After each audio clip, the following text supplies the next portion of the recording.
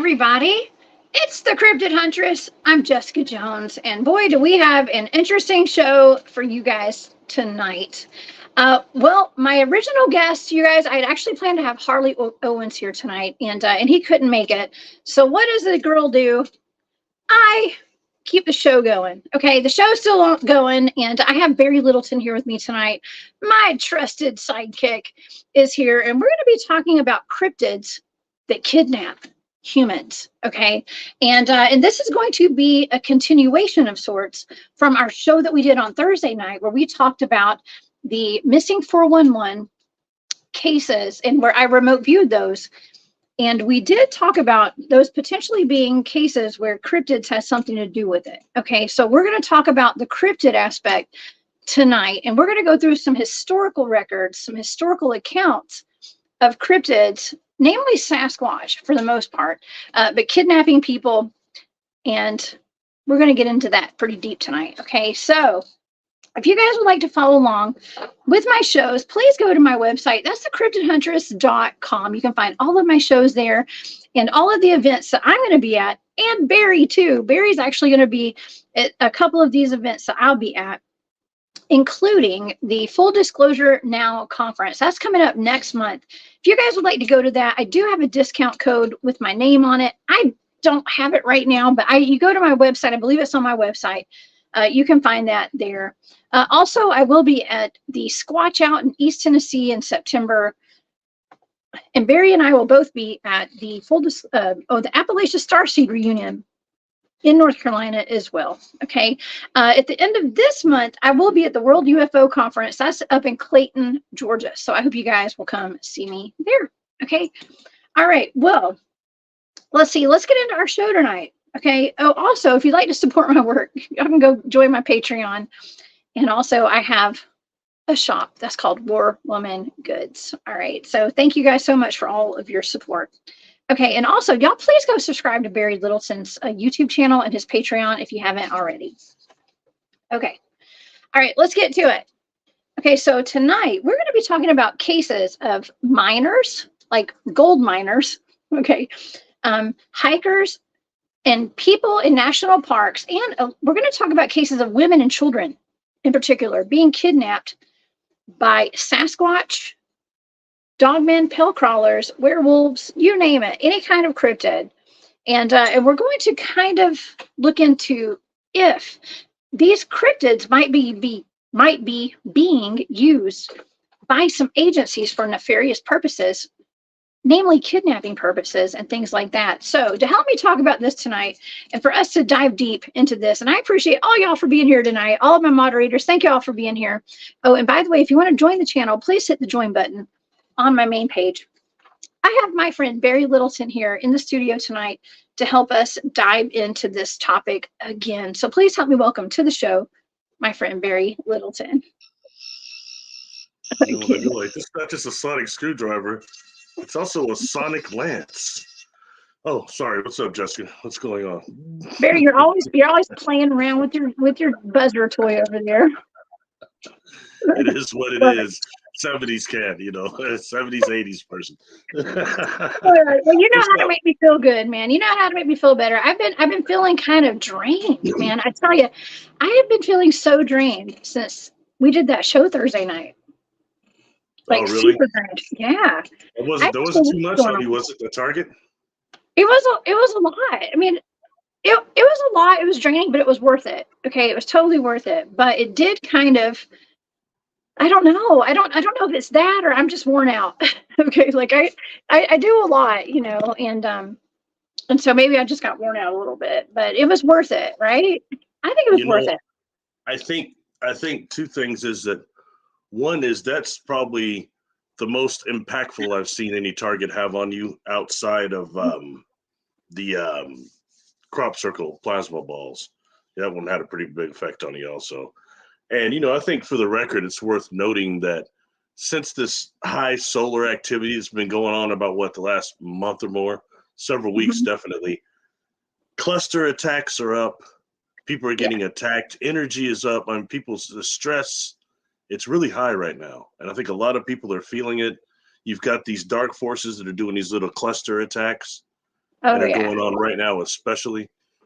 So I mean, it's something like that. It just makes it difficult to function normally. The morphogenic field is kind of murky, and that's just the time we're in right now.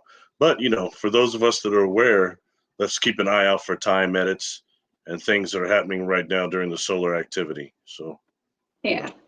Did you just say time edits? time edit? edits, yeah. Time edits. That's what they are. Time shifts, time edits. But people prefer to call it the Mandela effect. Whatever. I mean, Ooh. it's all about terms, right? Yeah. Excuse me. The Mandela effect is actually a time edit or a time shift, and time shifts happen. Whatever the mechanism it is that messes with our timelines happens during high solar activity. We've talked about that a few times. We talked about that a few times now, and all that goes all the way to the electron diffuse regions that are between the magnetic fields of the Earth and the Sun, going all the way to private industry, the weaponizing of the portals, which goes into the sun. I mean, all these things that tie together, we've talked about now. It's sadly, it just sucks, but it is what it is, Well, it's all coming together now. Okay. And it always does. It's kind of like everything that we've talked about over the past, like, what is it, 2 years now or more? It's like 2 years. Yeah. You and I have done all these shows. Like, you and I bonded over the portals. Okay. When we first met, it was the cube, right? And the portals. We started doing shows together on the portals and the cubes. Now look at us. I mean, I don't think that we're coming up with, like, I can't say we have like solid answers to all the issues in the world, but we're kind of putting some pieces of the puzzle together finally, and they're falling into place, I think. The cubes are interesting in terms all the way from the cubes I've seen on board craft, the cubes you've seen, the cubes that your team went in, to the cube that was shown on Paulides, David Paulides' UFO missing 411 connection. A gentleman had that cube there. In fact, I'd had a client that they actually had on film a tree on their property, kind of wild out there, getting hit by an energy weapon. And the explanation for it was, it was actually ground to sky lightning when there were no clouds around. Anyway, but they had taken some other pictures of what appears to be a cube in the trees on their property. And it's some sort of a portal there in the tree. It's kind of very interesting, way up there. But it looks quite similar to the cube that you saw illustrated in that 411 UFO connection. Clear, transparent like that. And for the record, that was that being's ship, not just an interdimensional portal. Yeah. Well, my team's not 100% that was not a spaceship too, because it did move. As soon as the two gentlemen stepped out of it, it actually kind of shrunk down to a smaller size, and then it moved. It floated away. So it very well could have been a spaceship. Okay. We call it a portal because we didn't know what else to call it. All right. So yeah, like I said, it's all coming together, and we had a very powerful show on Thursday night, Barry, and you did task me with the missing 411 missing persons clusters as remote viewing targets, and I think that we did a really good job of going over that. Now we did kind of mention the possibility of cryptids being the culprits for some of those missing people. Okay, and so I thought since my original guest wasn't able to be here tonight, I was like, let's bring Barry back. Let's have a continuation of this conversation and focus on cryptids kidnapping people. Okay. Because I think it's important. And you and I actually talked about Gugly. You gave me another target. It was Gugly in the fog. Remember that? Well, I thought maybe we were going to talk about Michael Landon and Highway to Heaven this time. It's something pleasurable, man. Maybe some angels or something. No, let's talk about some. We're talking about the good stuff. Highway to Heaven, Jessica. That's cool. I know, right? I know. I think it's important we talk about it. Look. Okay, so I saw, like, after I did that show, like, I got pretty heavily attacked in the spiritual. Okay, and then I've been feeling it for 2 days now. Okay, and I thought, well, I could either just never talk about it again, or we could double up on it. So let's double up on it. Okay, that's what I'm saying. I always say I ain't scared, so let's double up on it. Let's keep going there, and I think we should. So that's why we're here right now. Okay. Something to throw in too with this whole cryptid taking people, and I know it's going to go into Sasquatch a lot and how much they get blamed for some of this and Gugwe and things, which I doubt is a part of it, definitely. But I think we definitely need to factor in those feral people and those feral colonies off grid. They're very dangerous. In fact, it was on. It wasn't Bigfoot Projects. It was the gentleman, kind of the Cam with the accent. You're making fun of me. Dixie Cryptid. I think Yes, Dixie Cryptid. Yeah, that's his name, Cam. He sounds like he's right down there with you. When you say y'all, he talks just like you. Anyway, but no doubt y'all from the South. I can dig that, But I know, anyway, right? He had done one that was over. Yeah, he had done one that was over these people that were attacked by feral people, and then they were attacked. Then those Bigfoot attacked the feral people, and it was like 2 showdowns that they described. It was quite interesting, in terms of how the Bigfoot came in and helped it and eradicated the feral people. So yeah, I mean, it's quite interesting when you start dealing with that and the way that was described, the knowledge that they had of each other. That the feral people had of the Sasquatch, how they were bullying these people, trying to murder these people until the Sasquatch showed up. Very interesting. It's one of those tales of when Sasquatch does come to help us lowly humans. Well, okay, so that's interesting that you brought that up because I was kind of thinking about all the different instances of people claiming to have been kidnapped by Bigfoot.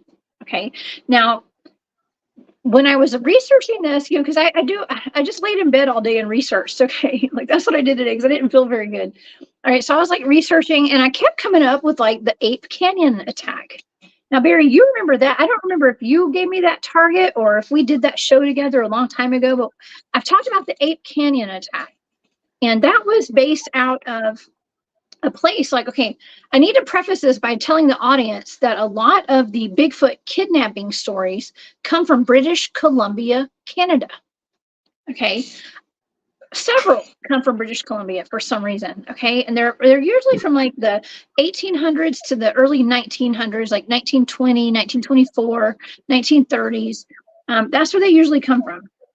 You remember that article I put up on Facebook about probably 2 weeks ago? It was a 1930, it was a 36 article, I think.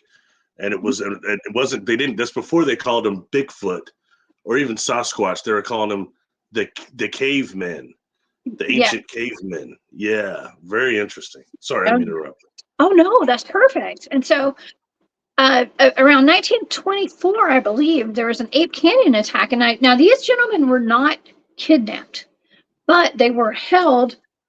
They were immobilized. Let's just say immobilized. Okay, like where they could not leave their cabin one night. Okay, so I can't say that we consider this kidnapping. Okay, because one of these gentlemen shot a Bigfoot, basically, and they spent an entire night fending for their lives. Okay, because of it. Talk about retribution. Okay, like they said that they called them ape men. Okay, ape men is what they called them.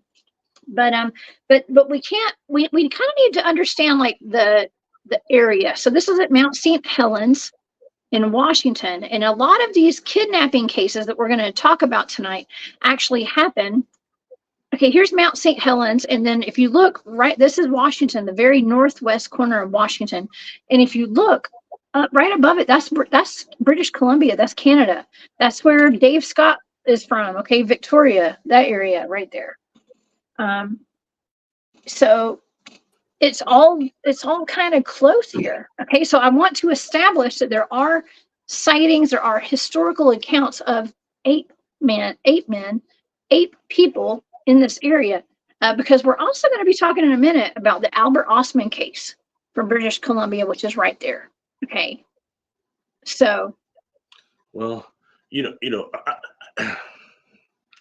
don't repeat everything that we did that other show. That's been a long time ago now. It's a long time ago. Like a lot of people that are watching never saw that. Okay, well, we're bringing that up then, and this Mount St. Helens thing. Everybody needs to get the little book that's really just it's a damn pamphlet. Like, what is it, 8 pages? Which is by Fred Beck. I believe that was the name, right?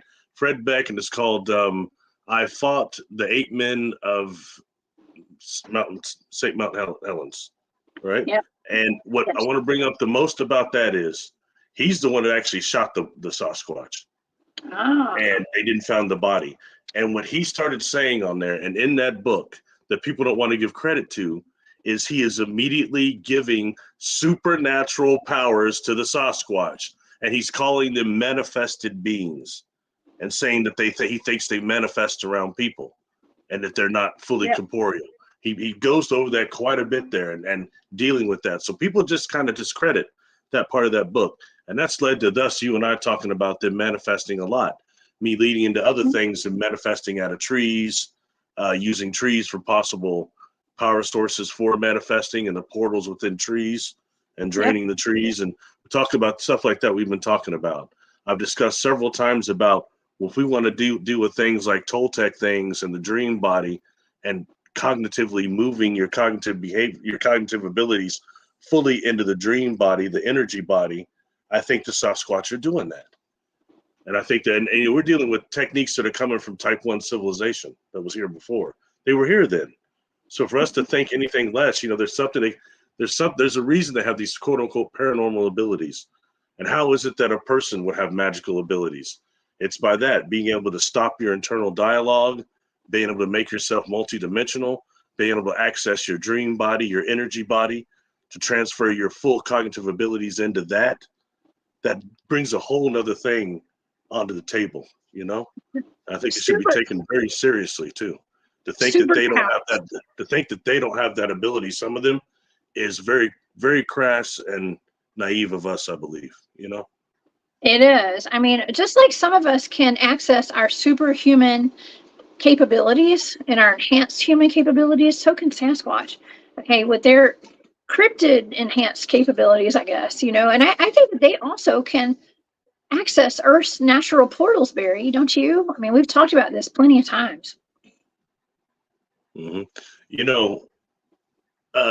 In my area, when I was younger, older Native American gentleman I used to interact with, he was definitely an elder, and he had said something to me one day. He said, a magical animal is an animal that has no routines, and such an animal will never be trapped by hunters. And a magical person is a person that has no routines. And I think when you look at some things about Sasquatch, outside of some of their eating habits and maybe the sticks and things, they don't have a whole lot of routines that allow us to catch them.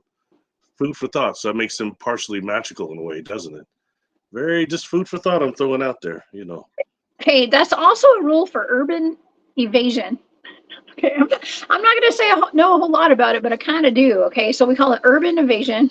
Okay, and when I say like I've been trained in a lot of stuff, that might be part of it. Okay, like the whole thing with like never let anybody know your routine.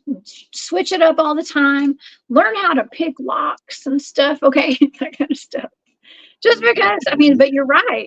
I know that sounds wild, but it's true. It's once people start learning your routine, they see your patterns, and then you're a sitting duck, basically. Okay, and so that's probably what these cryptids are doing. They're not letting us know their full routine. Okay, and that's part of adaptive. I'm going to say adaptive camouflage, even though that's not really camouflage, but it is blending in, not blending in, changing it up. Okay. Anyways, back to what I need to be talking about and not talking mumbo jumbo. Okay. Urban evasion. I think that's what that's called, actually. Is that what that was called? Yeah. All right. But okay, well let's go back. Let me talk about Ape Canyon really quick again for the audience, okay? Because a lot of people may not be familiar with the Ape Canyon, but back in 1924, there was a group of miners. Okay, like I said, miners like gold miners. They were prospectors, is what you call that. They were attacked by ape men, is what they called them, with rocks where they had built a small cabin. They had spotted 400-pound hairy creatures. Okay, each of them weighed about 400 pounds. And then the man, Glenn, what's his name? Beck? I was going to say Glenn Beck. That's like somebody from Fred Beck, I think. Fred Beck. Probably related to Glenn Beck. Who knows? Fred Beck. I know, right? It's been a long day. I'm tired. Fred Beck, no relation to Glenn Beck, shot one of them. Okay, they saw him. I mean, I know people. Listen, when you see something that is just so out of the ordinary and you're kind of on edge because you get startled, I could see how that ape man could have been shot. Okay, it seems you can't totally get super upset at this man. Okay, they saw him. He shot the guy. He shot the ape man. He fell off the cliff, and then the men went to their cabin that night. They thought, man, that was weird. Well, then the assault ensued. Okay, and all of these men were pelted with rocks, like large boulders, all night. Okay, all night. And I heard one part of the story, like one aspect. I don't remember hearing this before. They said that like some of the apes had actually pulled open part of the roof and were pelting rocks inside the house. Okay, I don't remember that from the last time we talked about this, though. Yeah, I've never heard that part either. No, that's what I heard today. It's interesting how these stories always grow. So. Well, I thought I could switch the timeline. I thought it was the Mandela effect, honestly, and I was like, well, maybe it did happen. I just don't remember because CERN turned on, and now the story's different. I mean, that's how I live my life now. Not CERN again. Okay. I had to say it. I mean, I love how CERN is just taking over cryptid stuff. It's just taking over paranormal. Everything is CERN now. CERN has created everything thanks to John Titor. That's where all that really starts. And no one pays any attention to the Cosmotron. Nobody pays any attention to Fermilab. That stuff was around way before CERN. So, I mean, this stuff has been going on a long time. People worried about that and us being swallowed up with a black hole, yada, yada. Sorry, I just, some of these things get hashed over so much. It's a trip, you know.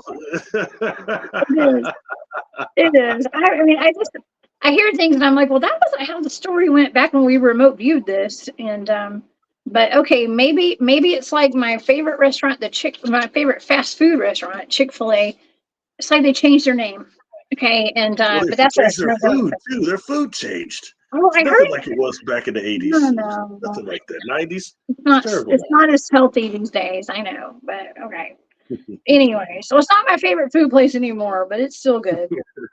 Okay. But anyways, I just wanted to kind of rewind and kind of let the audience know like that's the story. And it's a pretty famous account. You know, a lot of these men actually they had newspaper articles, okay, about what happened, and it was a pretty well-known story of a Bigfoot attack, okay, on some men. And so what I wanted to do was kind of establish that there are Bigfoots, Sasquatch, ape men in this area, okay? Because and Mount St. Helens is known for Bigfoot activity, right, Barry? Mm-hmm. Yeah. I mean, but basically every what do you got in that area? What do you got? Mount Rainier, it's active, right? Yes. Yeah, my buddy Tom Powell, he was doing a bunch of stuff out there by Mount Rainier. And we all know that SETI's definitely got it going on. Or, Mount Adams. There's a lot of them around there. Okay. I mean, it's just after being up there, you know, and I would say when people start saying that they have those creatures wandering around there, I would never laugh at that anymore. Mm-hmm. I mean, and it's about them yelling through the mountain ranges up there, throwing the rocks, all the stuff that's going on up there. I mean, although I never actually saw one, they definitely affected my life each time I was up there for about the whole time, you know, so. Oh my gosh, yes. I want to take a second just to thank everybody who's leaving super stickers tonight. Thank you, T-Bone, for that. I appreciate that so much. And Larry Sharp, oh my God, y'all. Larry Sharp called in to Coast the other night when I was live with George Norrie. So thank you, Larry. Larry's been a channel member for 2 months, so happy anniversary, Larry. That is so sweet. And also, And he wants to know if government, do you think governments are experimenting on humans? Of course. Yes. Of course I do. And it's horrible. Okay. I think it's terrible. And I think that does have something to do with where these missing people are going. I do. And that's something that Barry and I talked about last Thursday for sure. And thank you. We could always use your prayers. Okay. Everybody, Barry and I can always use y'all's prayers too. Okay. Because it did feel like after that show, I did kind of come under some like heavy energy, let's just say super heavy energy, after. So yeah, it kind of sucks, but it's okay. It's okay. Okay. So Dennis had left a comment, Barry, and it was talking about women and children and women being assaulted by Bigfoot. And I know this is not a fun subject to talk about whatsoever. Okay, I don't even like talking about this. I know you don't either. But it is a harsh reality, right, Barry? Yes. No, you don't want to talk about it. No, it's not that. Let's just be honest. Let's be honest. Like 2 stories to say that. 2 stories. And all of a sudden that becomes, all the tribes are saying that. But really we only have 2 examples of it. And one of them is the lady that got kidnapped, right? Then you've got Zana. And then you've got the guy that says they carried him off in the bag, sleeping bag, yeah. And I'm sorry, that story is a little far stretching to me. Hey, it could be true, but I'm just saying, the way he's doing, that's described, I don't know. But when dealing with that, and we do see these subtypes of Sasquatch, we know that the mitochondrial DNA is human. Huh? So how far does that go? I had heard, again, I do believe this one was Dixie Cryptid again. And this has been probably maybe a couple of years ago. He had did a video that was, the witness person was Native American, and they talked about how they often interacted with Sasquatch, but it was separate, or not interacted, they just observed them separately. And this gentleman started saying that one day he saw these babies playing, the Sasquatch babies, and these other babies were playing with them that he described as looking like grays, a cross between some type of human grays and Sasquatch, and that they were playing with the Sasquatch babies. It was a very interesting account. In fact, I've got that bookmarked, and I'll try to post it on Facebook tonight or something. But that was just one of those things that catches your attention when we start dealing with these hybrids, these genetic experiments from both humanity and from these other agencies. What all are we getting? What are we dealing with? What is the gene pool? What is it? Yeah, that's a great point, because if I always like to say, like, Sasquatch to me, like Bigfoots are just big hairy humans. That's how I feel, like almost like a primitive species of humans that are just gigantic and hairy. Okay, but then I look back and I'm like, wow, there's a whole bunch of giants around that were just giant humans before us, and so that's like I always say, it's another rabbit hole, okay, to go down. But it is very interesting. And so let's talk for a moment about Albert Osman, okay? Because this is one of the first Bigfoot kidnappings where the person survived and was able to talk about it, allegedly, okay, that I ever looked into. Okay, this is one of my remote viewing targets. Now, this actually happened in British Columbia, okay? And so this is the area that I had highlighted here. Close to Mount St. Helens on this map right here. It's close to Mount St. Helens. It's just north of there. Okay, so that's British Columbia, straight north. You can't see it. Okay, but that's British Columbia.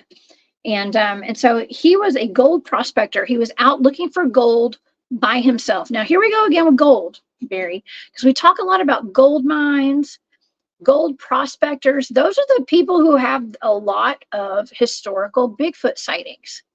Okay, even to this day, I mean, I've talked about that with Fred in Alaska. He talks about how big Sasquatch, the hairy man, are often seen near the gold mines, and the gold mines that have been shut down.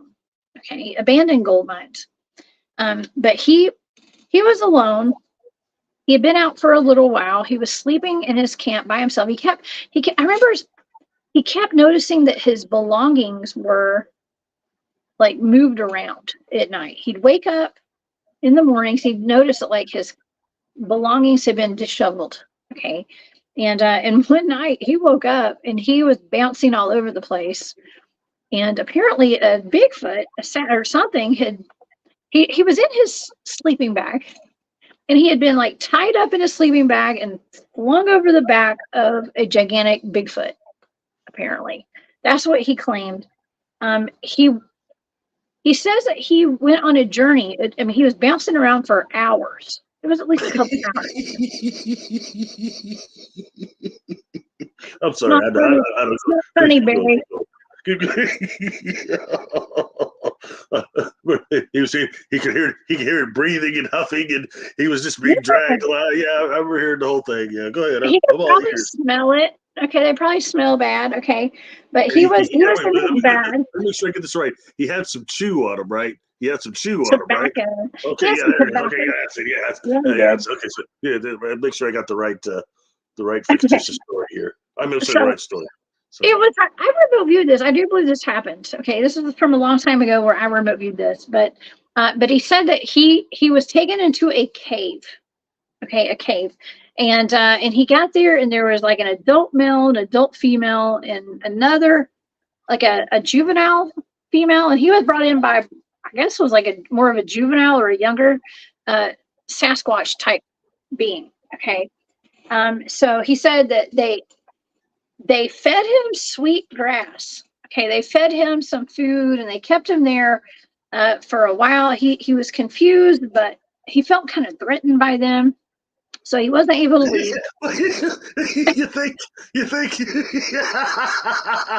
a little sweet grass didn't calm him down, did it? No. Sorry. Oh my God! Let's get a picture. I gotta stay serious, right? This is the guy recounting the story. All right, I gotta be like Captain Picard. I gotta straighten up. Okay, so this is him. He didn't go public with his story for a long time, Barry. Okay, it says that he escaped by feeding the adult male tobacco or snuff. Okay, which made the Sasquatch groggy. He waited 24 years to tell his story, but when he told it, he went straight to the newspaper guy. So they actually put it in a newspaper, which made him the laughing stock of the town.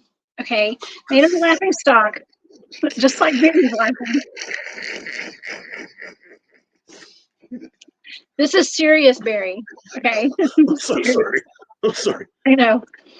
But yeah, he was kidnapped by a Sasquatch. It says snuff box to the rescue.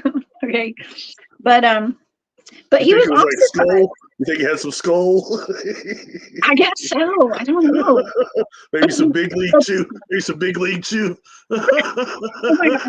Well, you got to think about this. Okay, this is back in the 1920s or so. I mean, this was a long time ago, and okay, from what I have gathered, there were quite a few like wild man articles and stuff in the local newspapers all over the South, especially. Okay, all over the country back then. I mean, even articles about giant skeletons being found. I mean, we don't really hear about that today, right? Everything's been kind of covered up. And so he had the wherewithal to talk about this at his expense, Barry, because he knew that he was going to get laughed out of town. You know what I mean? Yeah. So, I mean, let's just say he did get kidnapped, though. Okay, like I believe he probably did. Me personally. Why not? I got a couple of bridges I can sell you too, Jones. I'm sorry, that story, man. I just don't. I'm sorry, it's just me. It feels BS to me. But okay. Concerning them interacting with people and breeding with people, I'm not laughing at that part. Okay. Well, let's move on to a couple of other stories, because we're going to see a pattern here, and I do think that his story aligns with some of these other stories that I have. Okay, so I'm sure everybody in town laughed just like you just did, right? And they're like, "No, there's no way."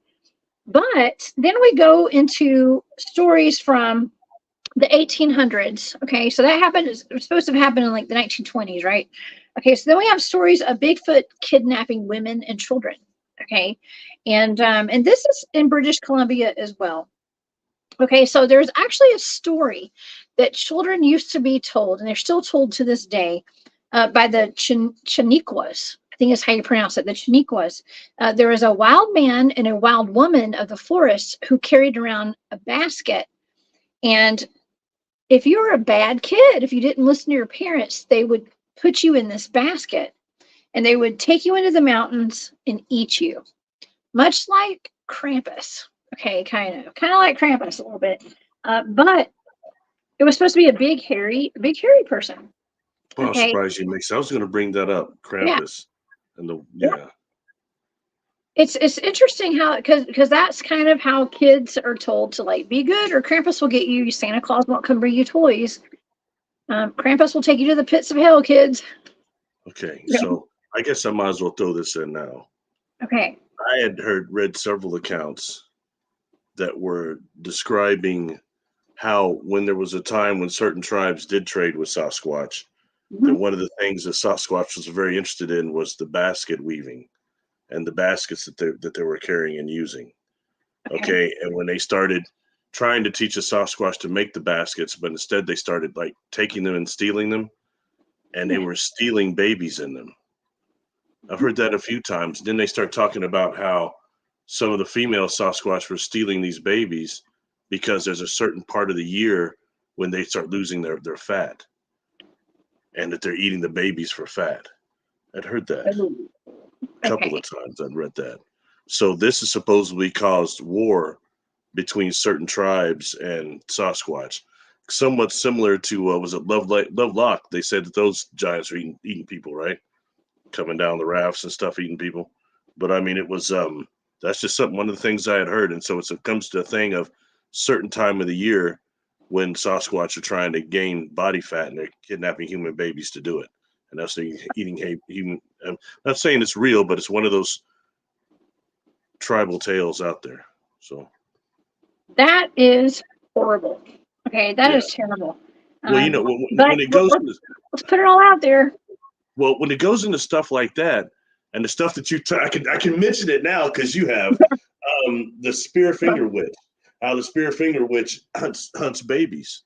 Yeah, I mean, it's another one of those things there. And when dealing with this, I don't want to go too far off track, but I was going to mention that how often there's reports of when Sasquatch is seen them being accompanied by a tall woman in white. Yeah. And that goes into Krampus, into Spearfinger Witch, into a whole bunch of other things. Yeah. You know, the first time I had heard about the tall woman in white, it was by a client that I had, it's probably around 2001 or two. He was a juvenile offender, and he was from, where's it? From Oaxaca, I want to say.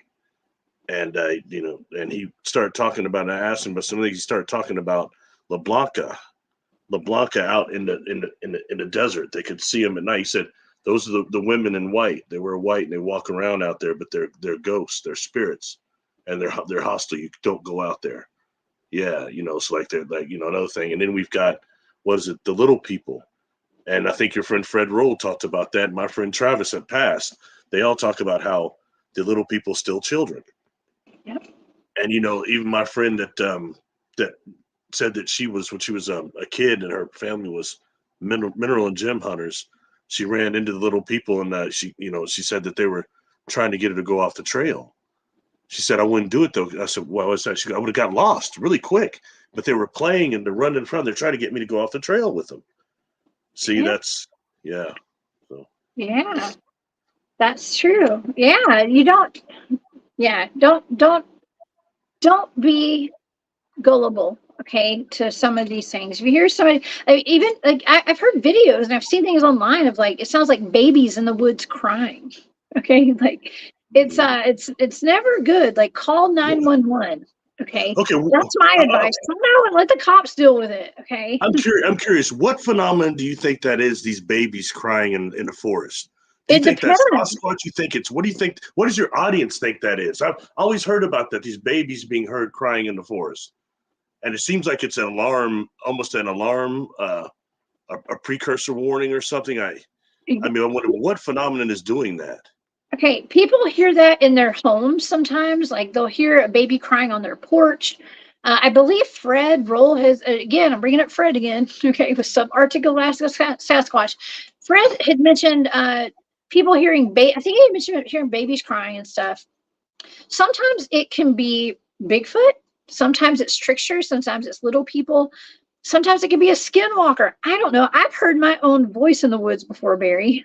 Okay. So it can be anything. I don't know. I don't know. I definitely don't think it's a good thing. Okay. I don't think it's a good thing. Yeah, I that think might be a good blind target sometime. dude, that would be a great blind. You know what? It'd be a really good blind target would be me hearing my own voice too. Was that me? Okay. I think it was me. But yeah, it is a lure. Everybody, a lot of people in the chat tonight are saying it's a lure. Lure, like a fishing lure. Lure. That's what we say. It's a lure. Oh, lure somebody in. Yeah, they're luring you in, but for what? It's just like the Interrot people. Who is who? Incineron. A Cimarron? Like the Incinerout people in Alaska. I've talked about them before. Oh, sorry. Yeah, the Incinerout. You know, they sound like babies crying, or even the Kushtaka, right, Barry? The Kushtaka. They're like sirens, and they lure you into the water because it sounds like a kid crying or a woman screaming, right? So this is just something that a lot of these cryptids have in common, apparently. A couple of people are saying in here, that foxes sound like women cry or babies crying. So do cats. So do cats. Yes, foxes do. So do cats. There's a lot of wildlife. That's why it's so important for us to learn, as like field researchers, especially. We need to know the sounds of the wildlife in the areas that we are researching. Okay, because like I've talked about hearing the rabid monkeys. Okay, there was one night I was walking my dog, and it sounded like there was a chimpanzee in the tree, but it sounded like a monkey, and it turned out to be an owl because I was like hooting back at the owl. It was hooting, and I hooted back, and then it started sounding like a rabid monkey, and then it followed me home, and I got scared and I ran, okay, because I thought I was about to be attacked. But that was an owl, okay, and so owls can sound like monkeys, cats can sound like women, okay, and so just know your animal sounds. Okay, know your animal. There's even an app. I want to say Stanford University. There's some college that has like an app, and I can't remember the name of the app, but I have it. I have it on my phone. I can't remember the name of it, but it's all the bird sounds and stuff. Okay, so just know your animal sounds, everybody. Okay, know your animal sounds, because a lot of animals can sound like women, especially cats. Like big cats sound like women screaming. Okay. But also don't go outside. Don't open your door. Cat fight. Yeah, okay. we got the black-eyed children, and we got the cats. We got just don't open your door. Call the cops. Okay. Man, I'm sorry, this man being silly, but that makes me reminds me of this wrestling I used to watch where the women would start fighting. The announcer would go, "Cat fight! Cat fight!" Yeah. Oh my God. Oh man. Yes. Okay. Well, let's get back to, okay. So this is going to be a sensitive topic. Okay, because we hear about women being taken by let's say cryptid. Okay, I don't know if I can classify a giant as a cryptid, but there are stories of women being taken by the red-headed giants. Okay, and I'm gonna see if I have a picture here. I guess I didn't upload it. Well, here we go. I thought it was more they were eating the people. They were eating them too. They're taking them, and they were eating them, and they were assaulting them. Let's just say assaulting the women. Okay. No, I guess that's true, because now the stone giants and the redhead giants are separate. I remember hearing about the stone giants were doing that, so that's interesting. Yes. So there are a lot of especially Native American oral traditional stories that have been passed down about women who have been kidnapped and taken. Okay. Now I do have one story here. Now this is actually by a Sasquatch. Now, if people who've been watching my show for a long time, Well, remember that I reviewed Judicola Rock at some point, and we were discussing Judicola, or AKA Sukalu, who was a giant. I believe it was a Sasquatch, actually. And he had a human girlfriend. Okay, a human girlfriend. And so we know that, okay, this is terrible, but I got to say it. Okay, we know that the giants and the Sasquatch, they have human anatomy. Basically, that and that man who down in Africa who talks about the reptilians, say the reptilians have the anatomy to procreate with humans. Barry, I've heard that. Okay, so there are certain cryptids that do have the anatomy to procreate with humans, if you know what I mean. I know. I guess I'm saying that right. Okay, so this becomes a big danger for women. Okay, women and children. So there's a story out of Yosemite National Park. Now, this is not Yellowstone Park, where you and I talked about the fog, the Gugway and the fog at Yellowstone, how these people are going missing. Okay, we're going to talk about Yellowstone in a minute, but this is Yosemite. So they're and a lot of these tales are all First Nations women. Okay, First Nations women. And Poncho, thank you for that super sticker. I appreciate that. For the First Nations women, okay, so there were some Paiute girls who had run into their village, and they said that one of their friends had been taken by a grizzly bear, what they thought was a grizzly bear. But when they tracked this grizzly bear, they found the girl in a bush, like crying and screaming and saying that she had, and pointing to a certain direction. They said that she had been assaulted by whatever this was. It was like a man, but it wasn't a man, covered in hair, and he never spoke. He only grunted and like made weird noises and stuff. But he assaulted her, and it was when he fell asleep she was able to get away from him. And he had superhuman strength. This poor girl was impregnated by this thing, apparently, and she did end up having a baby by this, whatever this was that took her. And from the accounts in the story were saying that her baby had red hair. Okay, had red hair, and I'm not sure if this is the case, but with some of the cases that I was reading, whenever the women who are impregnated by these Sasquatch or whatever are assaulting them, their babies have red hair, and they have superhuman strength, all of them. Okay, there's also a story about a girl it was Choctaw, out of southeastern Oklahoma, and the people, like their village was having their vegetables stolen out of their garden, and this is from the early 1800s, by the way. A man named Joshua, okay, had led a party of his village. A bunch of children had gone missing. Okay, this is a story. I've heard a lot about this, actually. Okay, there are a bunch of kids that went missing out of their village.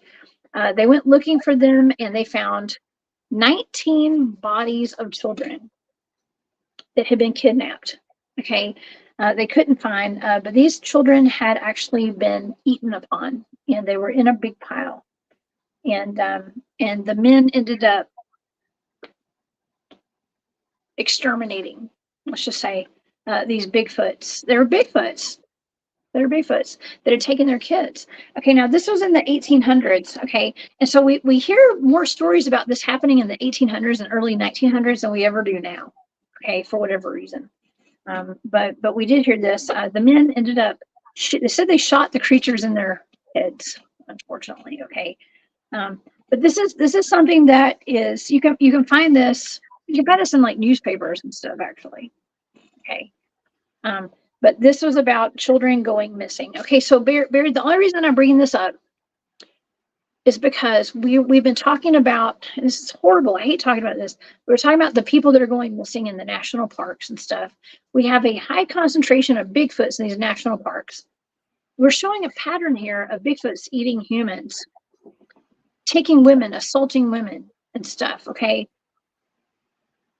I mean, we have to assume this is probably still happening today. I mean, what do you think about that? One of those ones you were talking about is the Zara deal. Yeah. And Zara was supposed to be one of these red-headed offspring from the Sasquatch and one of these kidnapped Native American women. And right there, that gentleman on Monster Quest, that no longer exists because they never actually hardly found anything. But Monster Quest, they did a genetic trace back of her and of that gentleman there. And they found that like they had an abnormal amount of Neanderthal genes. Yes. That's right. You know, and that takes us into what that type 4 Sasquatch that does look more like a relic human. You know, and for the record, you know, I'm talking about this a long time. Of course, nobody listens to me, but I listen to you. well, thanks. Home on the lady, and I did a video about that, and that guy, Jeremy, I want to say spilt.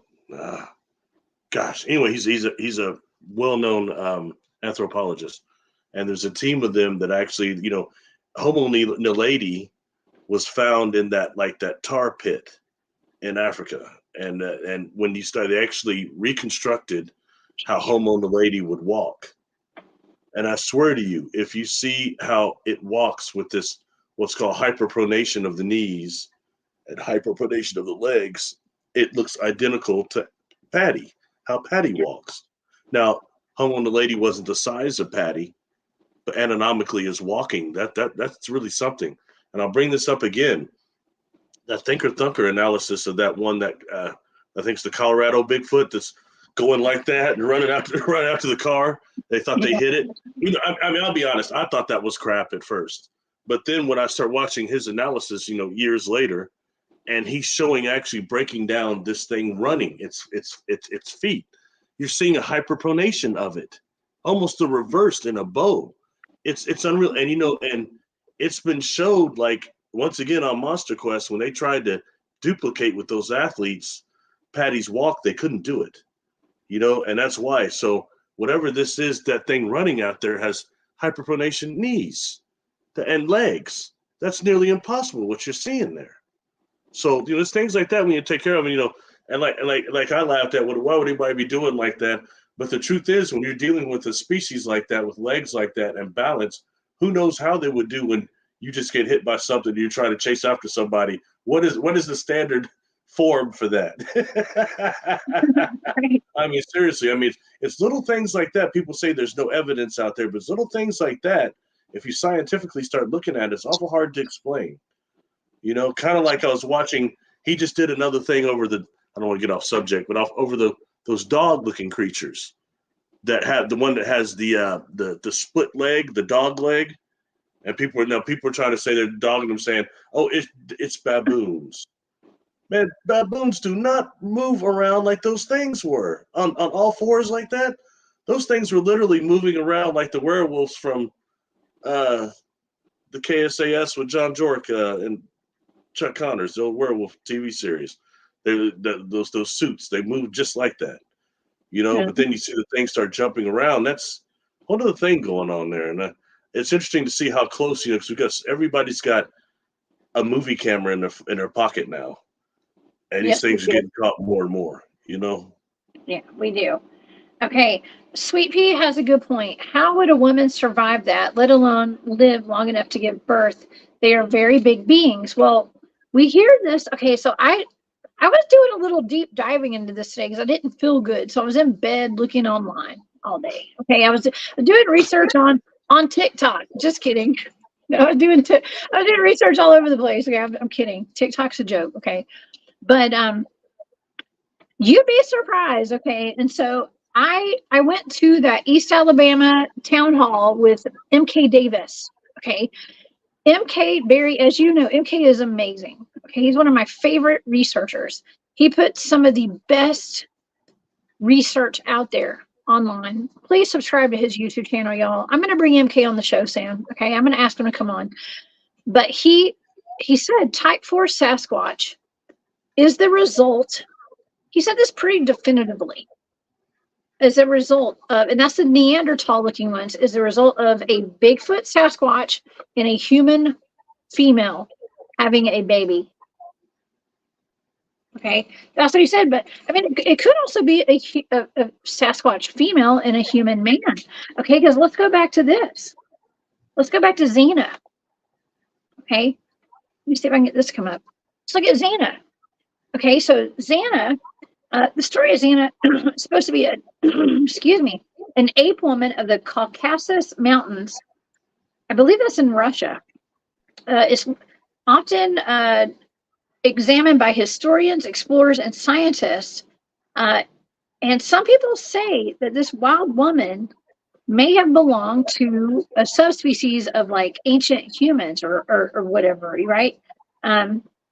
She was discovered and they say discovered and captured. However, I think she was just captured and taken hostage. Okay. So this is like a reverse kidnapping. Okay. So we're talking about like cryptids kidnapping humans. She was actually a cryptid who was kidnapped by humans. But she was captured in the Ochamchir region of Abkhazia, south of Russia in the 1850s. She was said to have been living in the wilderness naked, but covered in a thick auburn fur and appearing to be a cross between a human and a primate. Okay, so she seemed to be a cross between a human and a primate. That sounds like a Bigfoot to me, Barry. What do you think? Yeah. I mean, like, like with Homo and the Lady and all these others, we have so many hominids now that they're discovering that it's like all bets are off. I think somebody's mentioning the Nephilim in there. And, Nephilim, and that's so popular, of course, biblical term. But in reality, what all were the Nephilim like? Were some of them Cyclops? Were some of them Sasquatch? Really, what were they? Are Sasquatch Nephilim? We don't know. I kind of don't think so. I think Nephilim were something different. And I think there were more of the monstrosities that you see that are cataloged, Yeah. There's just so many like intermixing, like human DNA, and like Daryl said, like Daryl James, he told me, he's like, human DNA can be combined with anything. It's so malleable. I think is a word, right? Can be mixed with anything. But yeah, it is horrible thinking about Is he a geneticist? Is he a geneticist? No, but not that I know of. Okay, but this is just stuff we hear. Okay, so these are only firsthand accounts, stories. Okay, and but you got to think. I mean, look at this. Okay, so I didn't explain this picture. I'm sorry, y'all. I didn't explain this. That is supposed to be Xana, right there on the far left. Those are her grandchildren. Okay, the woman and the man. Those are her grandchildren, and they have her DNA. All right, so there are multiple stories when you go looking online and you hear stories that have been passed down. There are a lot of stories of people who might be descended from people like Xana. Okay. Wild women and wild men, wild women. I'm not saying I've ever been a wild woman, but I might have been. I don't know. I was pretty wild back in my day. Okay. Well, but not like that. Not like that. I mean, when you start going further back like you are into the record, I mean, the amount of times when you start reading like those old articles, the people saying that these Sasquatch look like people. I mean, it's much more prevalent than before the whole Bigfoot thing came about. Yep. Let's see. I mean, a lot of times, I had recently posted, oh gosh, I want to bring this up again, but it was the 1970 Sasquatch seen crossing that southern California road compared to the one that Mike Woolley saw back in the 90s or whatever it was. But I mean, they looked very Native American in the face. And if you look at the pictures of Patty without hair that was drawn by Harvey Pratt, the guy that works with Paulides, the police sketch artist. Yeah, and that, I mean, that Patty without hair looks quite similar. So I mean, so we're dealing with that. There's a human factor there by all means. And even if it's not a natural breeding project, we already know there's stuff going on in these bases, underground things you're talking about, you've seen before. So, I mean, it's like, man, it gets really, really, God, I don't know, for lack of a better word, it gets very hairy. It gets hairy. Yeah, no pun intended. That's true. It gets hairy. It definitely gets hairy. You know, because to me, I'm sorry, those ones that look like chimpanzees to me, you had one on there. What's the type 2, right? Yeah. They look to me like some type of a breeding project. I mean, you know, we talk of things like Nephilium offspring and stuff like that. I mean, they look so much like chimpanzees, and they're of all of them, they're described to be the most territorial.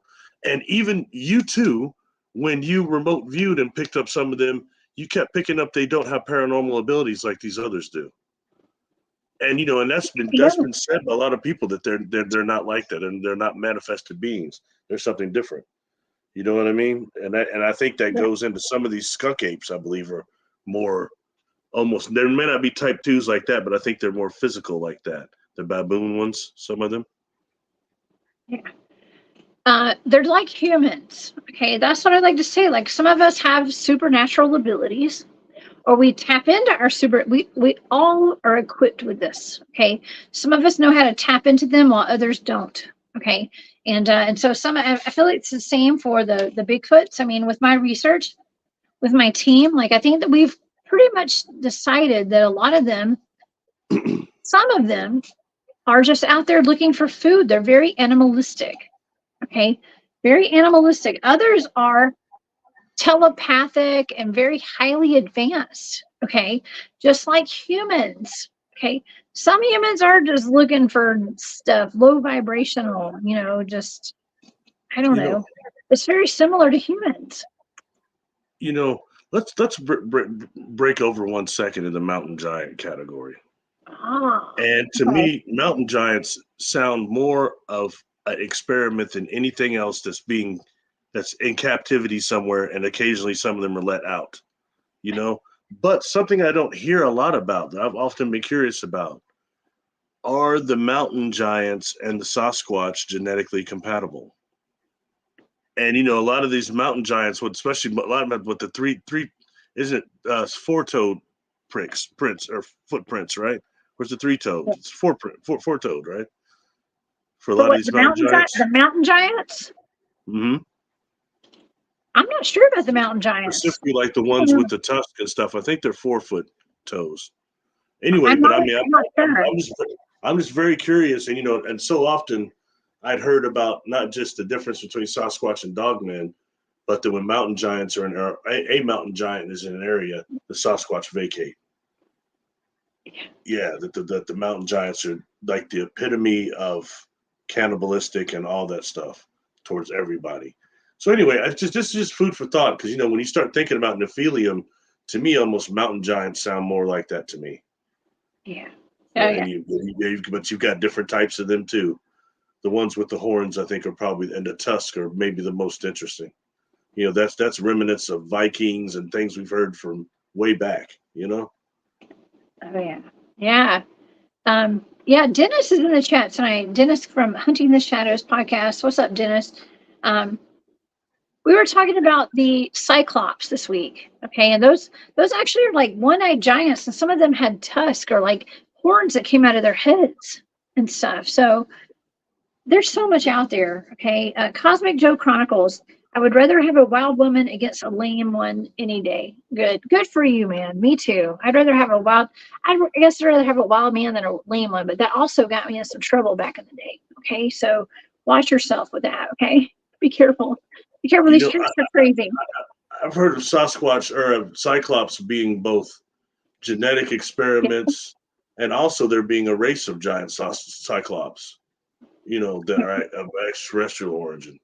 So it's, you know, it's very interesting, you know, and I've heard different stories when it comes to Goliath. I had read some stories that said that Goliath was a one-eyed giant. He was a Cyclops.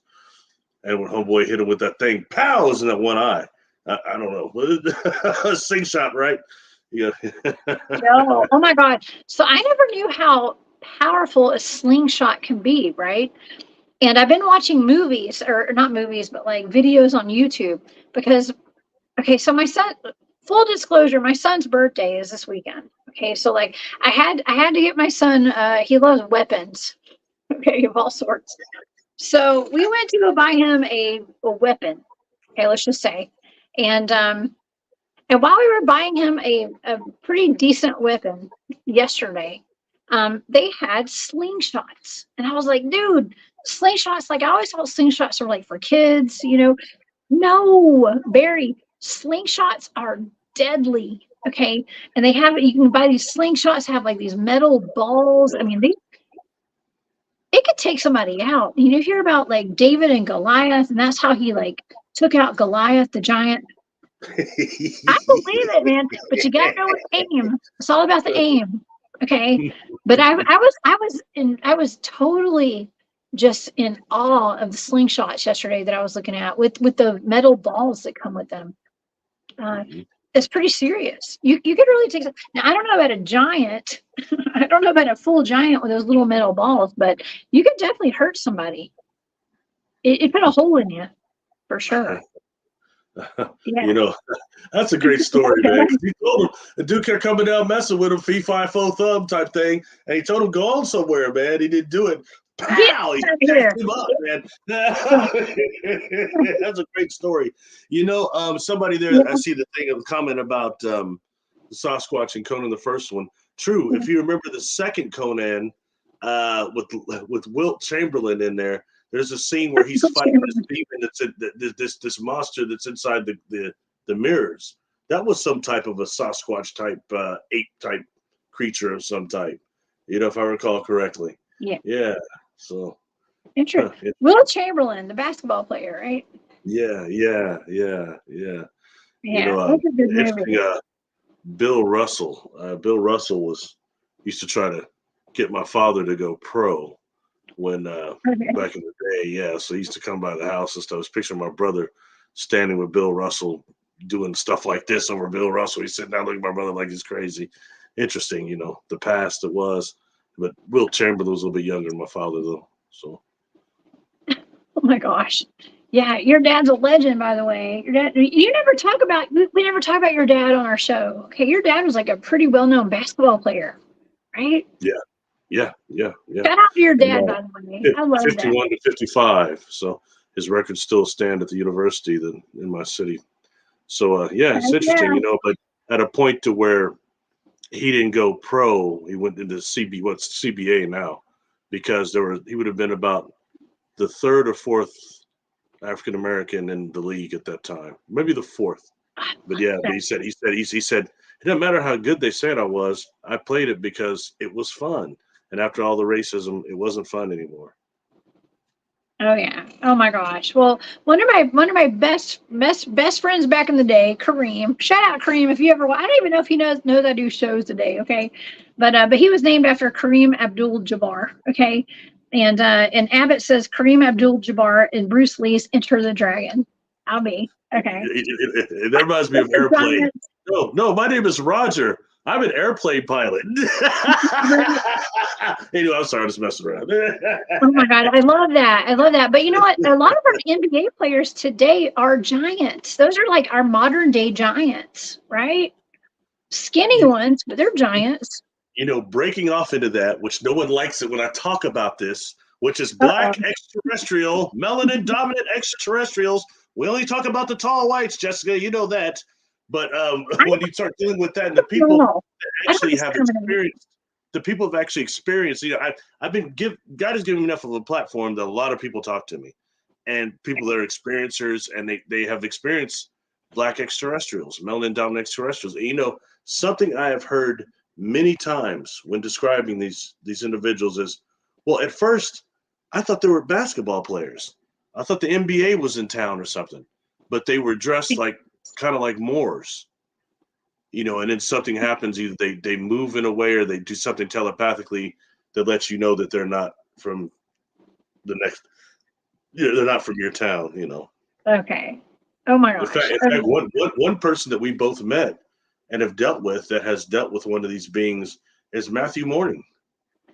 You know, I did a show with him on Journey to Truth after that one of those conferences, and not the last one, but maybe last year. But it was really good because he had a story that just will keep you on edge about interacting with one of these beings that would be a type of a black praying mantis humanoid hybrid. And they're seen quite a bit too. They're tall like that. Sometimes they have these triangles on their forehead. Yeah. And when you meet them, they have a way of they do a dance, like a very long dance in a way that people can't do because they have an extra joint, like an extra elbow, an extra joint in the leg also. And so they're capable, and with the neck, they can move in a way we can't. But it's so graceful when they dance like this in front of you that it makes people try to do it too. But really what it is a way of they're courting people, saying hello. It's their Okay. Yeah. I can back that up with the fact that I have experienced a mantid being. And so they move, and the way I describe it is they don't move normal like a human. Okay. It was a really odd movement, kind of. I can't say it was beautiful and smooth. It was kind of jerky. Well, it was not jerky. It was just different. You know what I mean? Like it was just different. So I can back that up 100%. And when dealing with that, the types of mantises that we see here on Earth, there is a melanin dominant black praying mantis on Earth. And we start dealing with these beings that come from melanin and come from dark energy or dark matter. They don't want to connect those two, but they are connected. To where so we have to be dealing with these things. We have to broaden our perspective, and that's something that isn't done enough. Totally. And, I've encountered an insectoid, but it wasn't a mantid. So you have to let people know this wasn't a mantid. This thing looked more like a grasshopper. But these things are important. We need to know because we've got such a large gamut.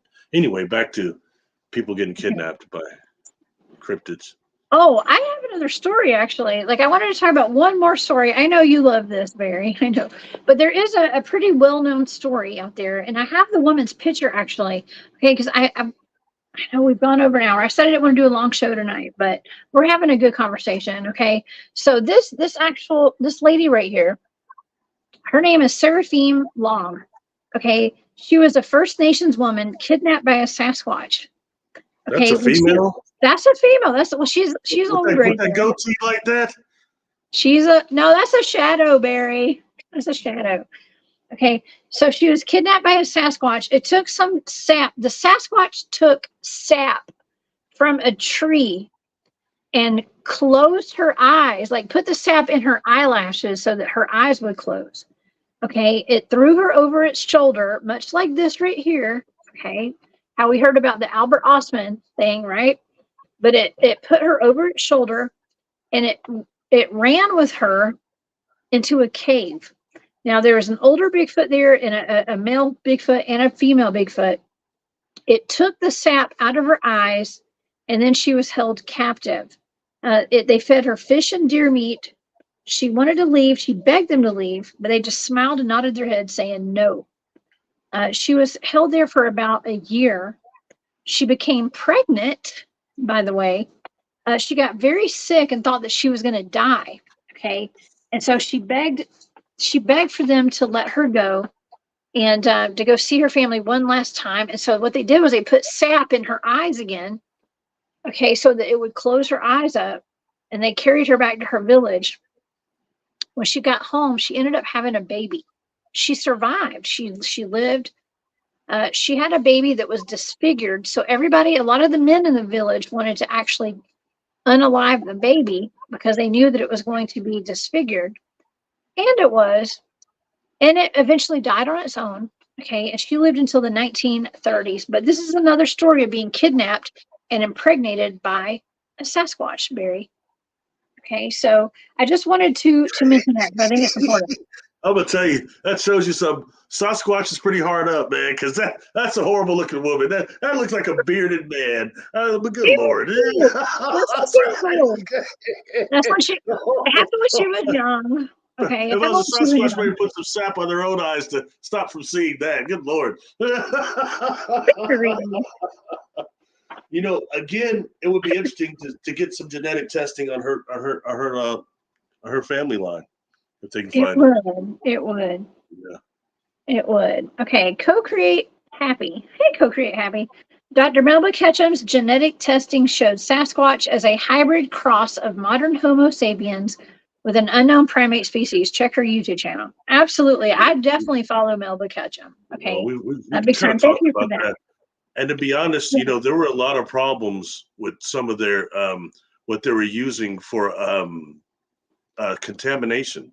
So I prefer the results that David Paulides got from that, Okay. in fact, where you live, that Louisiana robot that put all those people in jail. There's something they call, I think it's called the Q20, that shows amount of contamination in a sample. And those samples that Paulides had like anything that is 70% or over is considered like acceptable contamination, like not totally contaminated. He had like his were like 80% and up. So that's the one difference, I think, between the work that he was doing and Ketchum, that they did everything to discredit her. Everything. Oh, From yeah. Todd Dissatel to everyone else. But I think with the way Paulides went about it was different in securing that information. And he's working with Ketchum on this. But the one problem I have is, since he announced that, and the genius way they got the hairs and everything with the McDonald's pancakes up in the tree with the, hey, that all sounds great, but how come all of a sudden that dude just stopped talking about this altogether? We've not heard anything about it. I've not seen anything about it in any journals or anything. Why? Just asking the question. You know what I mean? That's the first thing. We should be hearing about that on almost a daily deal. That should be enforced about down everybody's throat. But yet it's just kind of quietly been suppressed. Well, the truth is always suppressed. And they don't want us to know. But as much as that dude gets on YouTube and complains about everything and everybody, and I mean, he complains a lot. He can't take criticism any better than anybody else, definitely. But I mean, for that amount of criticism he takes, why is he not putting that information out there? That's the most strongest evidence we've seen. I find that frustrating. No offense, but I just do. Yeah. I don't know. You know, you and I put a lot of very important information out there, and then I feel like I got to go to lay in bed for the next 2 days because I'm so drained. Yeah. And like You know, I feel like spirit. It's like on a spiritual level. It's an energetic level. It's like there are attacks. This is a spiritual battle, and I feel like we're in the we're in it. Okay, like we're in the middle of this, Barry. Like you and I are in it because like it's rough. Okay, it's rough. very, very real. You know, I've worked with a lot of people in this field now that are like well known. You know, and they have these huge platforms, and they sit up there and say, "Oh, YouTube is banning me. They're taking it off. They're doing this, and they're doing that stuff themselves, half of it, okay? And they say that they're shadow banned and stuff, but they're really not. Look at their numbers going up and everything. You like, if you say you look at my channel, when I first started out, like I put out, and I didn't pay attention to people really came up, started telling me about it. That I was like getting at first, I was getting like 10,000, 8,000 views every video I put out, and I look on analytics and these others. Like places like Japan and Israel were lighting up, you know, stuff like that. All these, then all of a sudden, my views went to like 500 or below. And I didn't know till these guys approached me at one of the conferences. They said, "Hey, you know, we kind of do promoting for a lot of things, and you got shadow banned." I was like, "What the hell is that?" They're like, "Man, look at your count, your view count." So I did, and they said, "Also, we had to resubscribe to you and all that stuff." But these other people say that they're getting this, but you don't see any real evidence of it. Well, I just told you can look at my channel and look at it. Look at the videos I put out like 8 years ago. Look at their count compared to like starting about 3-4 years ago. I got banned, and I said, "Why?" They said, "Well, you're saying the wrong things. You say God a lot. You talk about racial unity. They don't like that. Racial multicultural. They said they don't like that, man." Okay, I got you. So. Well, I've had a lot of comments in my chat saying that they've been unsubscribed to my channel lately and they don't get the notifications. So you guys, please make sure you're subscribed to my channel. I love you guys. Thank you. Thank you to everybody who subscribed and to all of my supporters and to Barry's as well. Please make sure you're subscribed and just set your timer. Look, I have shows at the same time every week on Wednesdays at 1 p.m. Eastern, Thursdays at 8 p.m. Eastern, Saturdays and Sundays at 10. Okay, so y'all please make sure that you just set your alarms. You know, y'all can be here because it makes a difference. I don't know why they're trying to like not let people know when our shows are coming on, but it is, you know, I can't see like the channels. I'm just gonna put it out there, the channels that do keep growing like exponentially all the time are full of drama.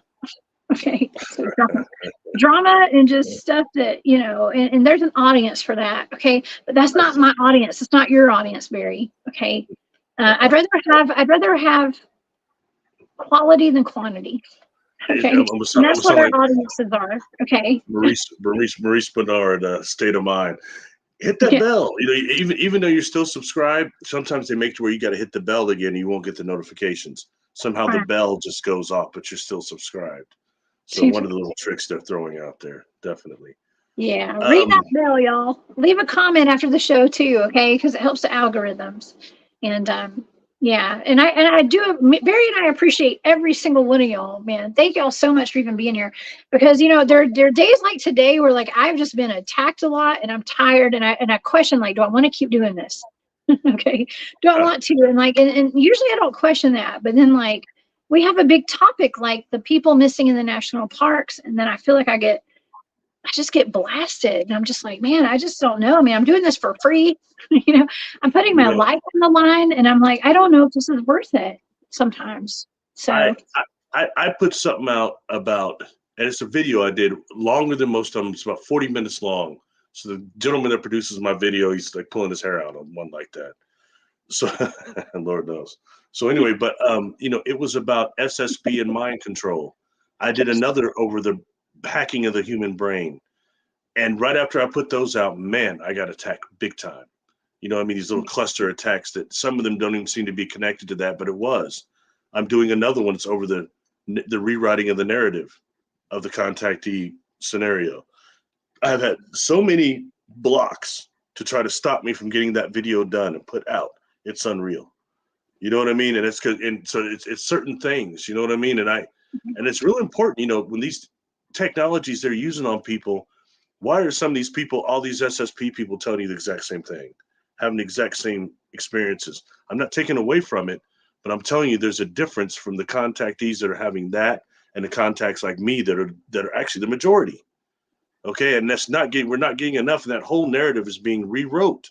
Not all of us are going to Mars battling reptilians every night, okay? Some of us are actually just regular people. That's all right, you know? And, you know, but dealing with this, it really got to iron this out, because it's a way to infiltrate first contact is what they're doing, and to change it. You know, since I was a child, you know, when I start realizing having these experiences, I've always asked, what's going to happen in the future? I don't get anything. I see the past. I've seen the past. But, you know, I had seen a vision when I was younger, and for years I saw it, which is these huge ships pulling up over maybe about 15 major cities on this planet. Huge Legion ships for about 2 minutes. They emit a certain frequency. Everybody sees them. Then it's gone, but it changes things, starts changing almost immediately. And I always had seen that. And then all of a sudden, what is it, 10 years ago, 8 years ago? Oh, fake alien invasion. Greer says it, so it must be real because Greer said it. So everybody talks about that constantly, you know, and what that has done has changed the timeline for what I'm talking about, which is a possible intervention. And I think that's really real that people need to be aware of, because the beings I've dealt with are higher beings. I'm sorry, I wasn't getting experimented on. I wasn't flying their ships. Those ships are sentient. They fly themselves. I'm not going to go on there. Hey, let me pilot you. That's rude. You're dealing with a ship that is possibly, for all I know, thousands and thousands of years old, that knew me and other incarnations. Okay, this is real serious what we're dealing with. You keep laughing. What is it? Are you laughing at me or are you laughing at comments? What are you cracking up about? I'm not laughing at anything. I'm just trying to stay sane right now, okay? Because like I've had a really bad day. Okay. These red skeleton jokes. These red skeleton jokes. Good. Okay. And to me, like I kind of equate it to like after that show. Like I feel like that was such a big show that we did on Thursday night, and it was so important. And I feel like I just got like an onslaught of just like, and it's not even like anybody in the online community or anything. It's just like in life in general, it's just the energy. You know what I mean? Like it came back at me to like make me want to stop doing what I do. Okay. And so you heard what I said at the very beginning of the show. It was like, I'm doubling down. Okay. Because when I know that, like, when I get that feeling of like, everything sucks, like, why am I doing this? it's like, what? What am I getting out of this other than like attacked and like not like drained? It's like, well, that's when you go harder. Okay. And I want the audience to see this in person. I would never say this normally publicly. That's when you go harder, y'all, is when you get to feeling like this. Okay. When you get to feeling like, because I see y'all in here, man. I see, this is why I'm going to keep going, because I see y'all in here. And I see people who love this. The fact that you and I are talking about this, we need that. The world needs it, Barry. And that's the only reason I'm going to keep going. Yeah, don't let it get you down. Okay, don't let it get you, because that happened to me. When I went to speak at that conference in Australia, what happened to me was so horrible. With somebody in this community right now is, oh, listen to Source, be part. And this dude is so crooked that he would stab his own mother in the back to be famous. And people are listening to him, pretending like he's have all this extraterrestrial contact, when he's probably most likely dealing with demons. Okay? And this is somebody telling you to go to Source, doing readings, giving advice to people that isn't even capable of apologizing to somebody when they screw them over in a way that's unreal. I'm talking, people want to know who I'm talking about. I'm talking about Peter Maxwell Slattery. He sucks. I did a bunch of work with him. Be careful and use discernment, whoever you work with and listen to.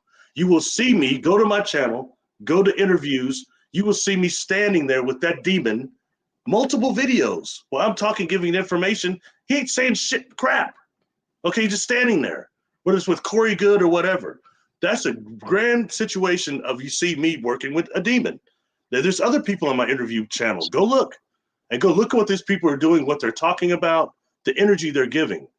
It's real serious right now. There is a war going on. You said that. There's a big war going on between light and dark.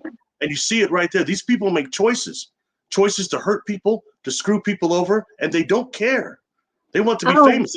It's happening to you right now. I've seen it. To me all over the place. I've seen you get attacked a lot. I'm not naming names, but people who watch me and watch other channels, y'all know who I'm talking about. There's people out there who just lie and slander me all over the place. And and it's okay. That's not who I'm talking about. That's not why I got tired today. Screw those people. It doesn't matter. The good thing about you is, I don't mean to interrupt you, but this is important. The good thing about you is, you're very kind, you're giving, and you're more open to people than I am. I'm hard to get close to, all right? I'm paranoid. I'm all these things. My defense shields are up all the time, all right? And I'm hard to get close to. That individual made to get close to me.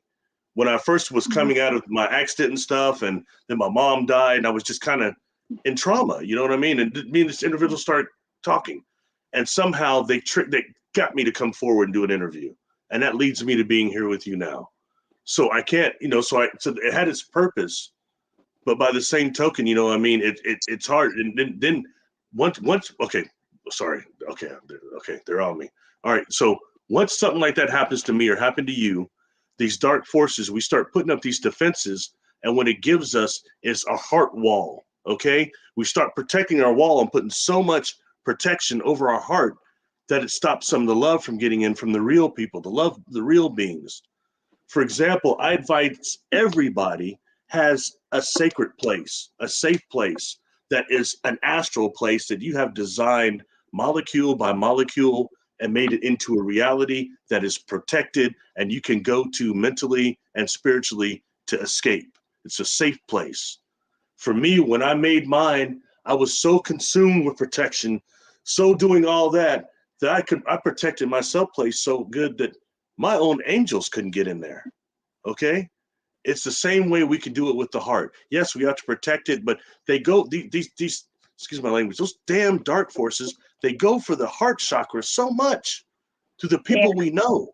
And especially all of us that know how to protect ourselves, they create those cracks. And when they get in just a little crack, they go immediately for the heart chakra from somebody we know and the people around us. So that way we start pretend to be your friends. Yeah. Be careful. Be careful. Yeah. So you see people who pretend to be your friends and get in and they find out your ins and outs, and that's how it happens. I know that's not why we're here tonight, though, Barry. Well, then you like Scotty. It's important. I've had a rough day. Yeah.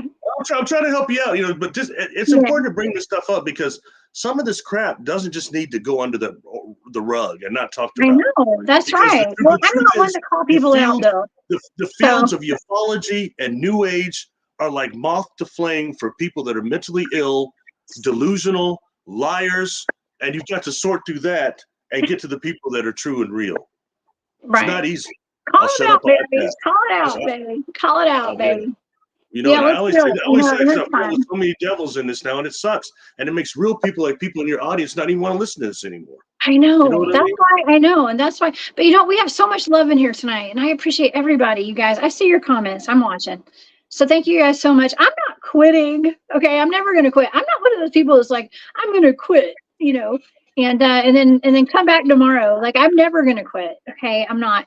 And I always said that, like, whenever this quit being fun is when I'd stop doing it, but like, it's never not fun. Listen, I didn't feel good today, but I know that this is so therapeutic for me and for you, Barry, and for everybody who's watching. And so I knew that I would feel better when I got on camera tonight. Okay. And did this show, and we talked about these things, and it is wonderful. Okay. And we're all going to have haters. Okay, we all have haters. We all have people that don't like us, but it's because we're shining our lights and we're super bright. Okay, every one of y'all in this chat tonight, everybody is super bright, including, oh my gosh, Rain. Is it Rain? Rain C, thank you for becoming a member of my channel too, by the way. I appreciate that. That cool means the world to me. That's cool name. I like how it's spelled too. That's cool. So yeah, we're not here to call people out or to be, Debbie Downers or whatever. We're just going with the flow. We're going with the flow. Okay. We're going with the flow. It's a little Debbie's. I'm hungry. I haven't hardly eaten today. Okay. Had an egg roll earlier. But here's the thing, like we're going with the flow. We talk about what we're called to talk about because we're all going through it. My experience is your experience. Okay. And so I feel like a lot of us are going through the same things right now. And so that's why we're here at this moment. Okay. And we're talking about it. I'm not like Barry. I don't call people out by name. Okay. Cause like, they don't deserve it. Okay. Like, I'm not going to, first of all, not that I'm saying he deserves that or whatever. Hey, look, yeah. I was in the hospital for 30 days in Australia. Yeah. Okay. You were. You deserve to say that. I got treated like crap by that individual. I was there on their invite, didn't see him one time. I'm never going to let that go. I'm never just going to let it be okay. And I'm going to talk about it. I'm going to expose it. Like my brother told me, he said, you're still kind of pissed off about it because you're not used to anybody ever getting a drop on you like that and punking you. No, I'm not. And had it not be in person, I had to be in a hospital bed to this individual try to punk me and still couldn't do it. That's a weak person. And they're all over this field. So I'm just telling y'all to be careful. All right. There's a lot. Yes. Use your discernment. Now, anyway, back to something else. We talk about Michael Landon now, Highway to Heaven. Okay, no, So Jose is saying I should remote view the Loch Ness Monster, which is a great one. I have never remote viewed the Loch Ness Monster, so that is on the list. You did that one. No, we have not done that. Oh, okay. It was Organism 46B. I'm sorry. Yes. Okay, so to end the show out tonight, you guys, the last thing that I wanted to talk about was I wanted to bring up Chatham or Portlock, Alaska. Okay, like it was so crazy because I was talking to my friend Robbie at DAX Machina earlier today, and they had a podcast tonight. They were, after I'd already put this in my show notes to talk about tonight, they were going to have a show where they were talking about Portlock, Alaska tonight too. So I was like, shoot, okay, but it's okay. Portlock, Alaska is another place where people were getting kidnapped by cryptids. Okay, kidnapped by cryptids, and so I just wanted to show a pattern tonight of where people have, like, from one place to another all over the country, mostly up in like the Pacific Northwest area, have been kidnapped by cryptids. Okay, and Barry, you and I have been talking about the people who've gone missing from the national forest, the federal lands. There is a small percentage of people who have gone missing because of Bigfoot and other cryptids. Okay. That was my main objective for tonight's show, was to show that pattern. Okay. Now we know about Portlock, Alaska, Barry. It was like there was a whole town there. Now, do you know the story behind Portlock? Yeah, that's the one where the Sasquatch were killing people, so they evacuated the whole town, right? The whole town. They evacuated the whole town. The only person that stayed behind was their postmaster. I do believe that story. Yep. And I believe that's one of the early stories of the real habitation problems between humans and Yes. yeah. Oh, yeah. And when looking at it that way, like, man, if somebody just come into my crib is a forest, that's their house. You just come in, just, move in and destroy half of it. That's going to bring a lot of problems.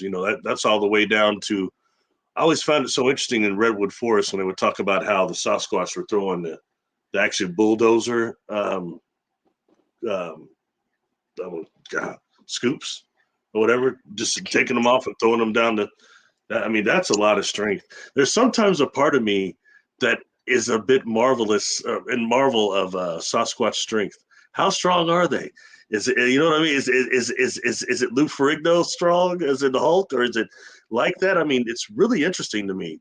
Anyone that can pull up a tree by the roots, that's beyond superhuman strength. Yeah. Oh, It's kind yeah. of exciting. It's kind of exciting. The Incredible Hulk. Yeah. Oh my God. He got his strength was different each season, but that's the only thing I can measure it to. Oh my gosh. Yeah, if you guys have, okay, people that are in the audience, okay, we have a lot of people that are like suggesting remote viewing targets tonight. If you guys have any like suggested remote viewing targets, send them over. I could say send them to Barry, I guess, right? Send them over to can people send them to your email address or whatever? Or yeah. I mean, you can send them to mine too, and we can just put them in the pot. Okay, we can put them in the pot. Go to my. I need to put a little. I need to have an email or something. Send them to the cryptidhuntress@gmail.com. We will put them in the pot. Let's just say, okay, of suggested targets. So yeah, yeah, a lot of things to be remote viewed. We never run out of topics. Okay, we never run out of topics ever, and really cool remote viewing targets. But yeah, so Portlock, everybody, they were forced to leave there because people were going missing. And here's the thing, like they came into this community. It wasn't even a community. It was just a bunch of forest land. And they built a cannery, okay, what you call a cannery. And that is a place where they were actually taking the salmon and the fish out of that area and they were canning them up. Okay, so they were taking the natural resources from this beautiful, isolated, desolate area over here, full of wilderness. And the Sasquatch got mad, apparently. They got mad. So guys would go in there. They built a little village. Anytime they'd have to go into the woods to go chop down trees to build houses and cabins, they would never come back. And then body parts would show up floating down the river and down the ocean. So it was like heads, arms, legs, and they were eaten upon. Okay, so this is one of my remote viewing targets. And part of my remote viewing target was like, there was I'm going to say KILL, like unalive line. There was a line. And if anybody crossed that line, they were fair game to be attacked and eaten, basically. Okay. So, but I guess what I can say is they were basically being kidnapped, but they were also being unalived up there. So this is another account of people being kidnapped by cryptids, basically, that met their demise, like every one of them. Okay. And eventually, like, it got so bad, the mayor of the town forced everybody to evacuate. Okay. They had to evacuate. Because everybody I think they said 30 bodies, like 30 people, and this is a very small village. 30 people went missing, and then their body parts showed up floating down the river. See, that's different than what I had read. I read that the Sasquatch was just destroying things there. Oh, they were destroying things too, but they were. I didn't hear anything about the body parts floating. Maybe I just didn't read it. That's interesting. Oh, but, yeah. Real quick, people are giving me advice. Look, I'm a cognitive behavioral therapist. Please, I don't need telling me what to pray about, how to process my feelings. Please don't. All right. I've been through 4 traumatic brain injuries. I know all about that and all about healing. So please don't. But thank you for your comments, everybody. Thank you for your comments. Oh my gosh. Well, Barry, this has been a sorry if I went too hard, Jessica. Sometimes I go raw. I'm sorry. I'm not a BS guy. I come correct and I talk it like it is. I'm sorry if I offend people in the audience or you, but I don't like the crap that's going on in these communities. It sucks, And it's really messing up this whole thing we're trying to do with this shift, this conscious shift. We're running out of time. You know, a lot of people are saying right now, oh, I feel like something's going to happen. I feel like something's going to happen. I've been hearing that since the 80s, but right now I think we are at that point. Something's going on, and it's a lot more than just disclosure. You know what I mean? So I think it's a matter of maybe survival of humanity, survival of this. The planet will survive, but do we survive with it? Do we stay as custodians of this planet? That's important. And that's why I'm doing this a lot, you know, and contact and all this stuff is a big part of it. What's going on? A part of us becoming a type 1 civilization. Maybe getting to that bridge of the Enterprise back in the 60s. We got a little bit of everybody on there, you know, equality. Oh yeah. Yeah. I don't know who Bran the Blessed is. I've never heard of that. It says nobody knows about him. So I don't know who he is either. Actually a little twisted. So and T-Bone, I've actually already remote viewed the Kentucky Goblin. So go back to my playlist on my remote viewing investigations playlist, and I did remote view the Kentucky Goblins. Was that you, Barry? Did you have me remote view that? Do you remember that? I think you did. Which one? I'm sorry. Which one? The Kentucky Goblins. Yes. Yeah. That was a good show too. That was a good show. Yeah. That's another one of our earlier ones, I think. It was from a long time ago. Yeah. So you have to scroll down pretty far to find that one, but it's there. Those are I still believe those are amphibious beings still.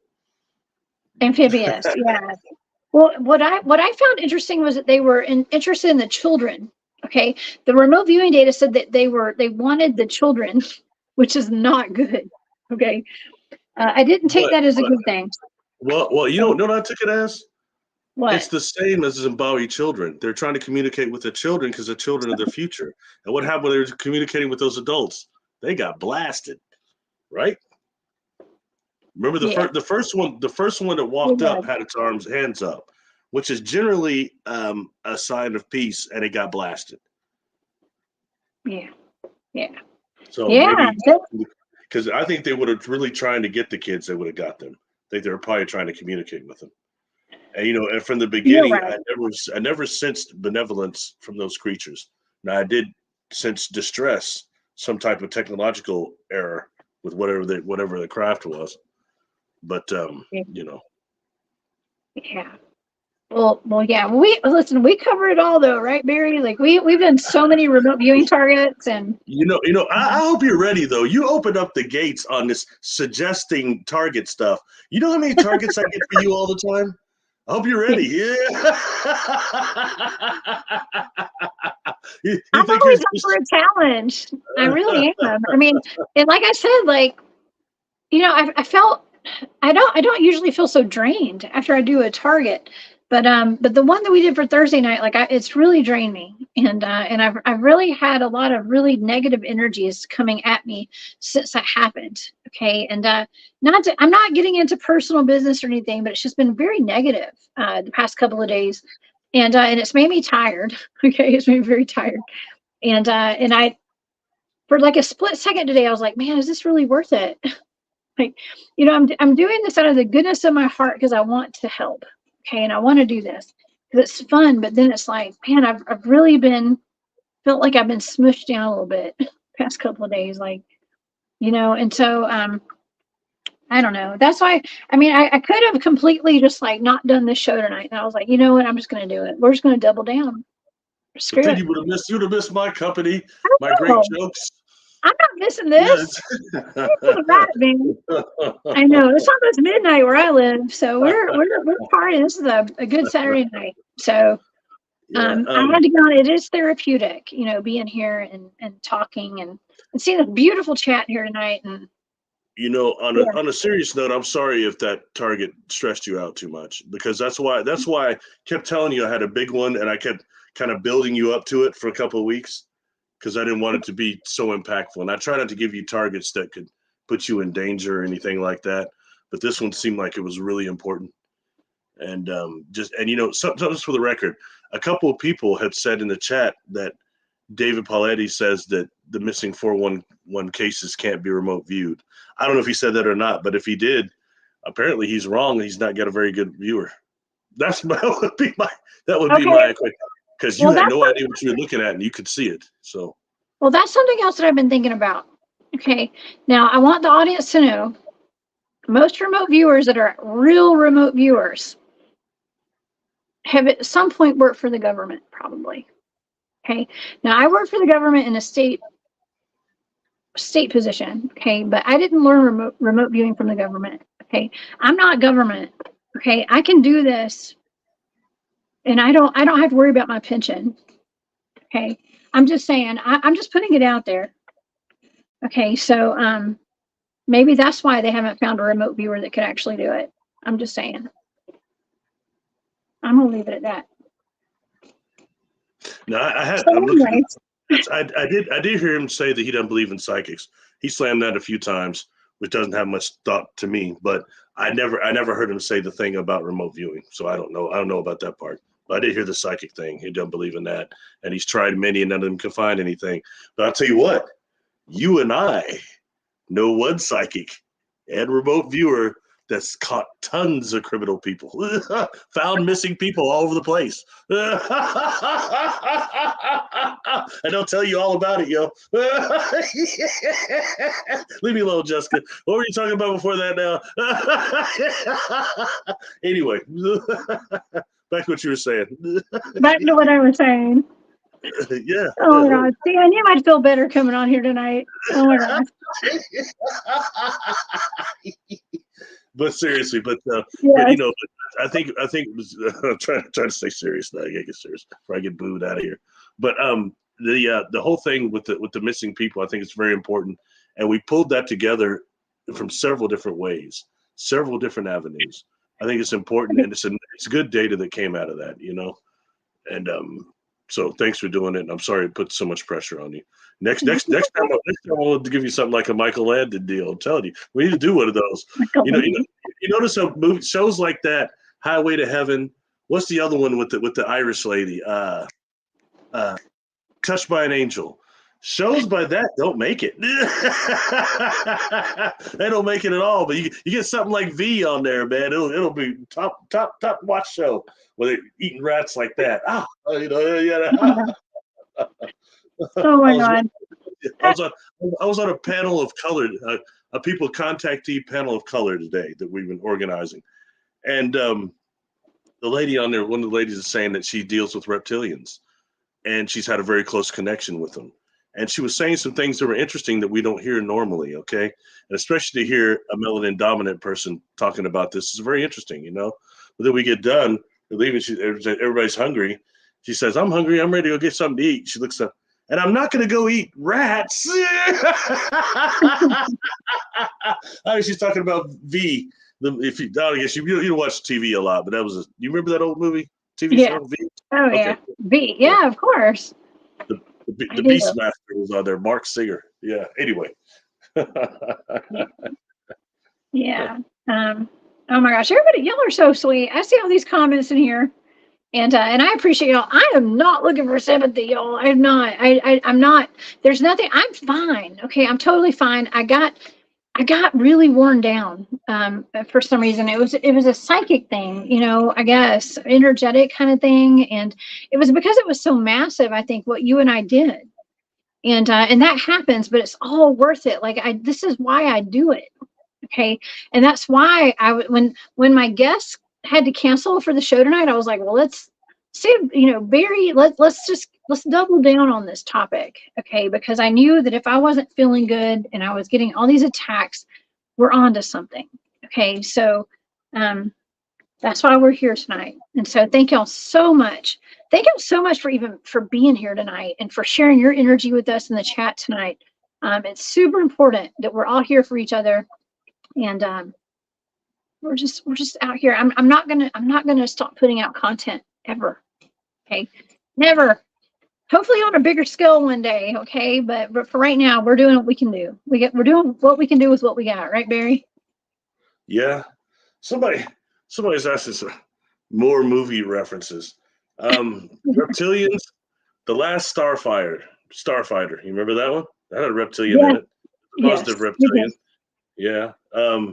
Something else that keeps coming to mind, because people in the chat were talking about, could human experimentation be a lot of this? You know, the movie, a reference for that, I think a good one is that movie Chud. I've mentioned it before. It was cheesy, but Chud stood for a cannibalistic human underground dweller. And it was supposed to be the nuclear waste that they were storing under the subway. The homeless got into it, and they started mutating, and that was the Chud. And they made it also stood for something like chemical underground dump too. It stood for two things.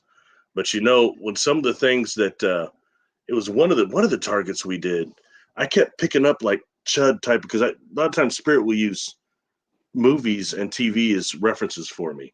It took a long time to accept that, a lifetime.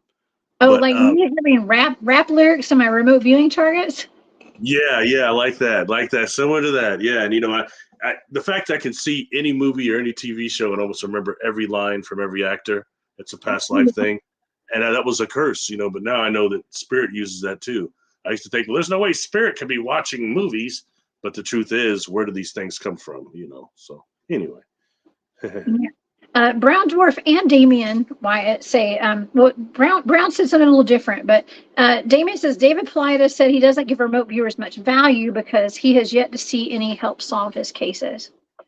Okay, well, I've never talked to David Paulides. I've never been in contact with him before, and I understand that. But like I said earlier, people who are highly trained in remote viewing, not all of them, but the majority of them, a lot of them, I'm just going to say that a lot of them probably are under some sort of like government contract or something. And so, and as you see, like, God, I shouldn't be saying this, but like, as you see, like, okay, I'm not, obviously, okay, but there's a lot of connections that could get people in trouble, probably. So maybe that's why. I mean, I don't know. I'm just saying.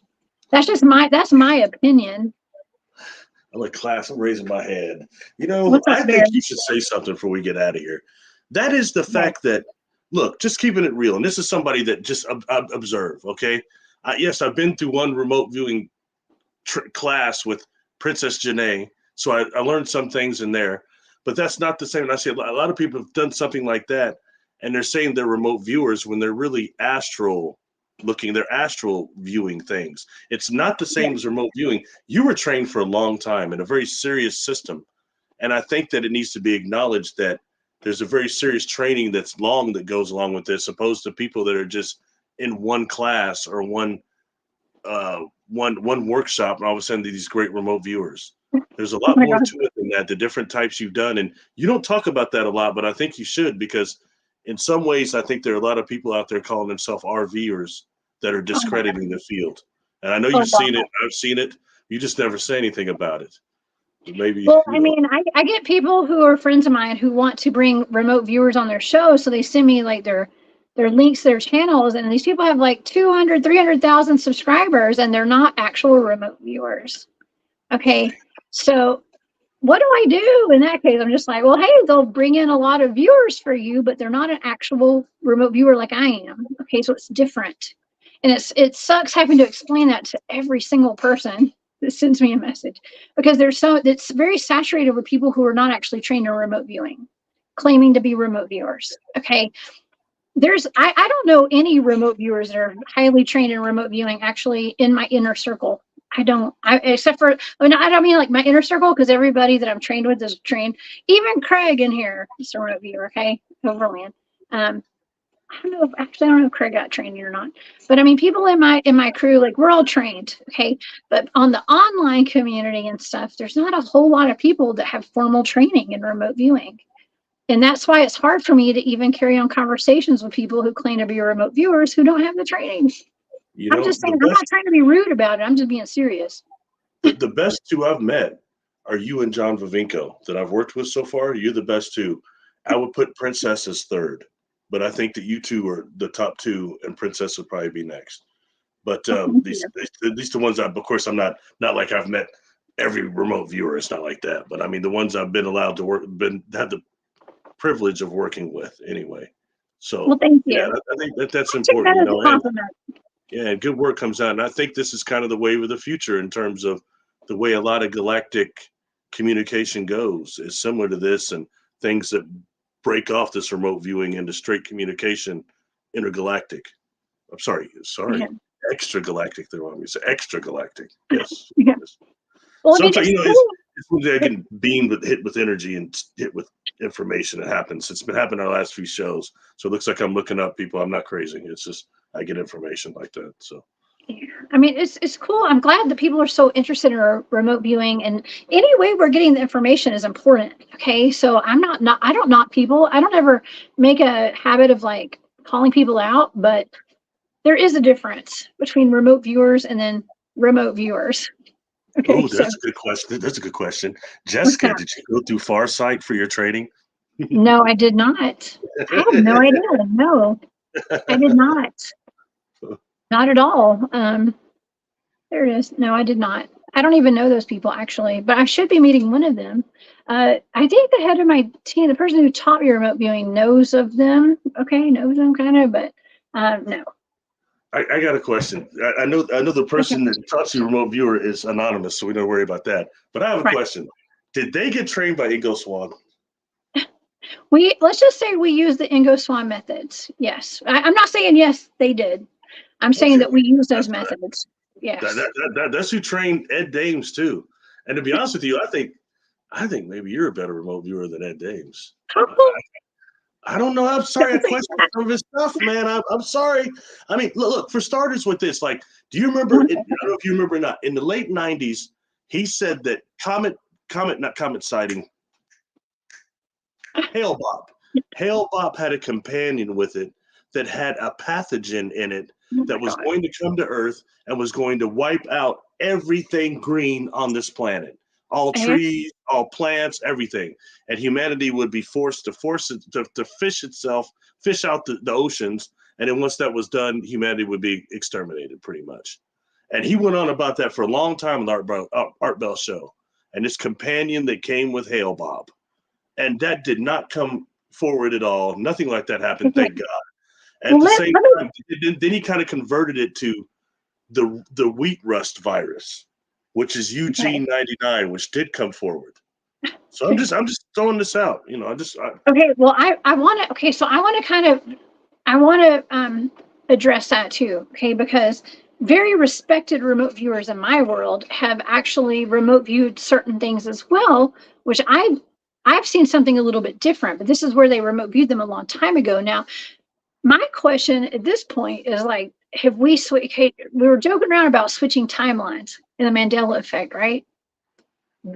I don't know if that has something to do with this because even like, and I know this is not what the show's about tonight, but like even the Challenger explosion, okay, like I believe that potentially some of those astronauts are alive today. That's my belief.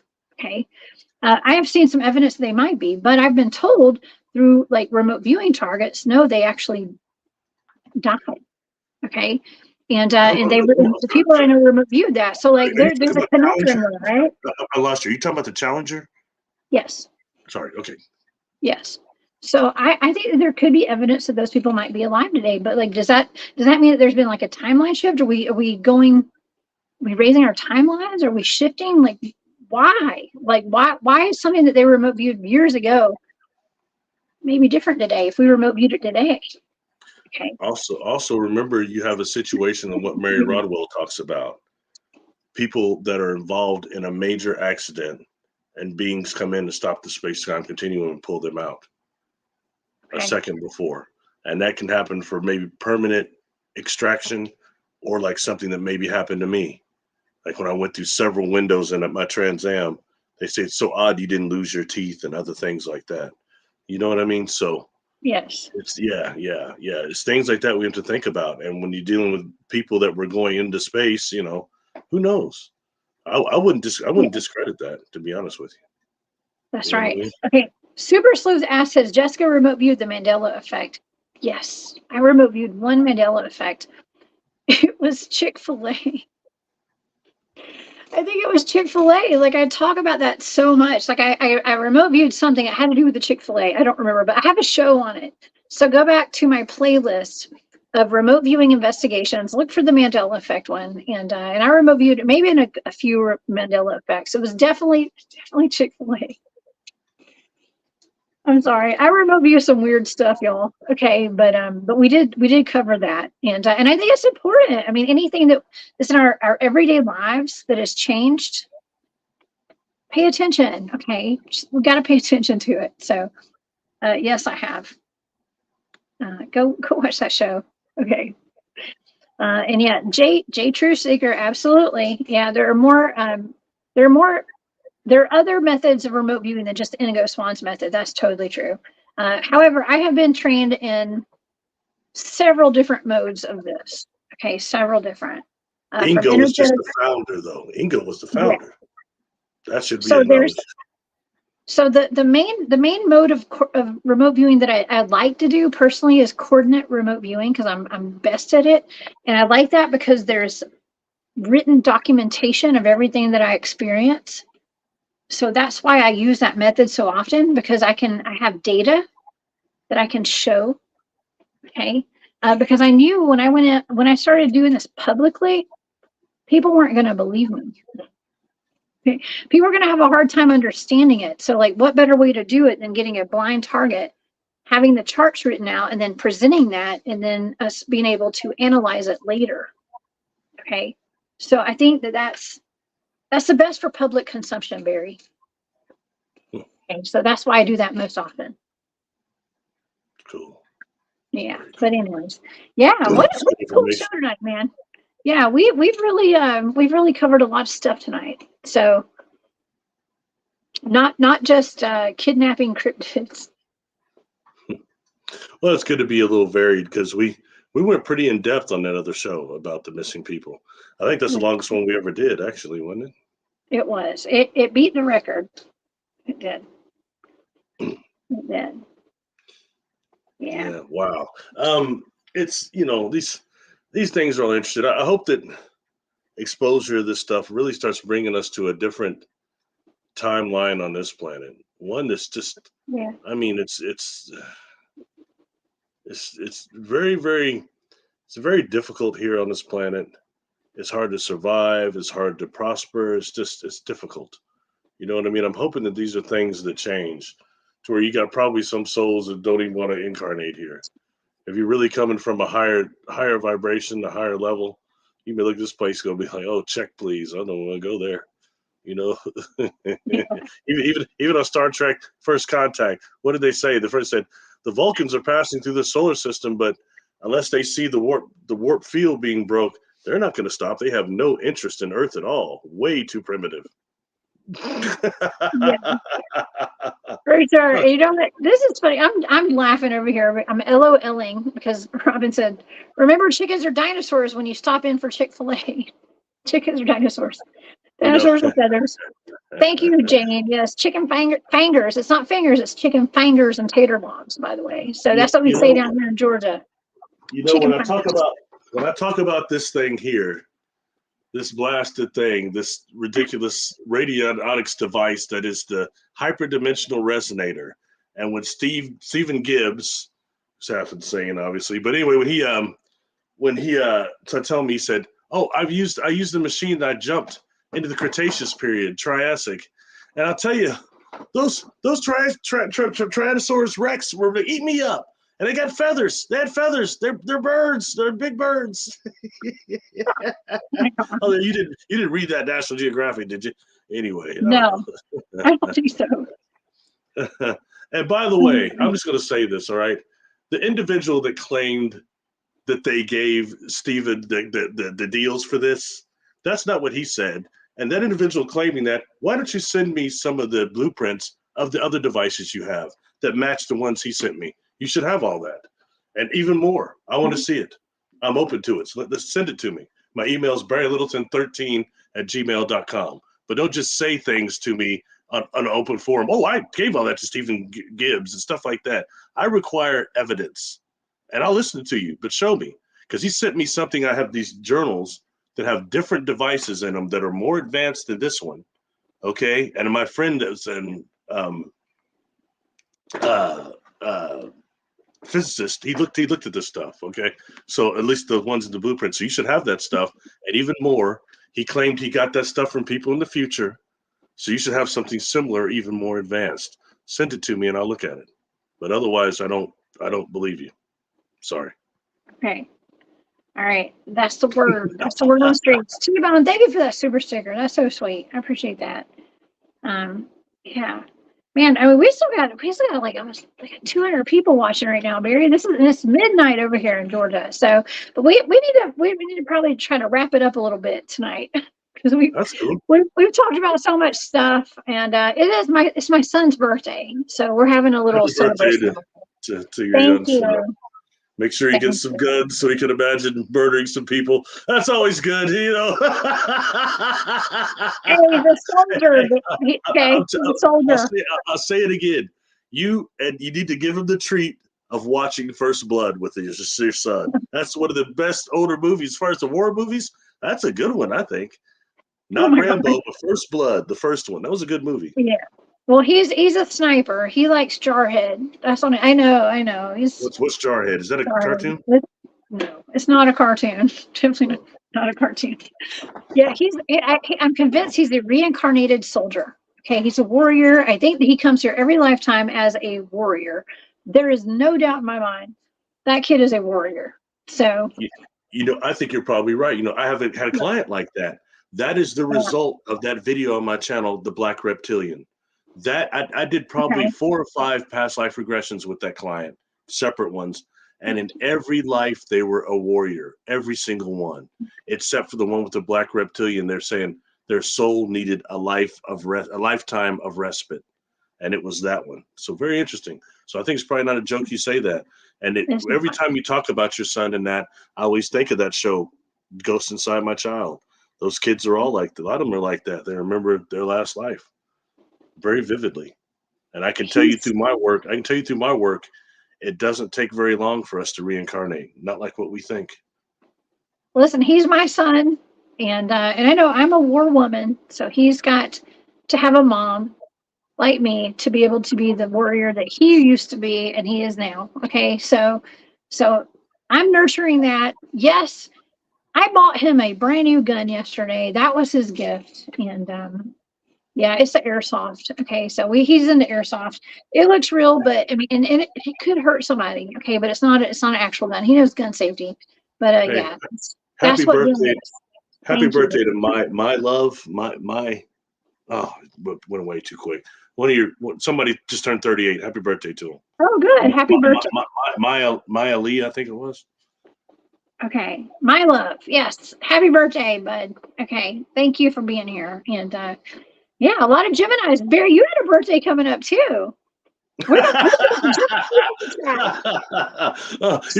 that I'm a Chucky. Chucky was a Gemini. yeah, I do actually. Yeah, I do. So I'll be. Yeah. In fact, I'll be turning another century or another decade. So that's always exciting. So, considering I barely made it past 36, I'm very blessed to be here. So. I know, right? I'm just glad to be alive. Okay, I'm just glad to be here today. And yeah, so Gemini's in the house, man. I'm a Gemini. Barry's a Gemini. There he is on that side. My son's a Gemini. Like we got a bunch of Gemini's twins, right? So yeah. So we're gonna go celebrate a little bit tomorrow and have a good time. So I probably should sign off tonight so I can go get me some rest. I've had a long day and I'm tired, but we're still fighting the good fight, Barry. So thank you for being here tonight, Barry. Thank you so much for stepping up and coming in to hang out with me tonight. I appreciate you. Thank you for having me. I hope I didn't go too hard on some subjects and piss people off, but just some things I just want to get some of it out there. You know what I mean? I don't normally go on to critiquing these people in the community. Just sometimes it just needs to come out and open, but normally I don't do that. So I hope I didn't offend anybody. Yeah, it's okay. I think everybody's cool. We're all cool. We're all cool here. And I know I love you to death, Barry. And I know the audience does too. And I appreciate you. And big time respect you, and yeah, and thank you to everybody who's been in the chat tonight. Thank you to all my moderators, to all my channel members, to all my friends and research friends that are in here tonight. Thank y'all so much for all the support. And Barry and I, we're not quitting. We're never gonna quit. I'm just tired. I'm tired tonight, y'all. I'm tired. If it means anything, when I met you in Helen, Georgia, I was at that point. I was wanting to kind of quit.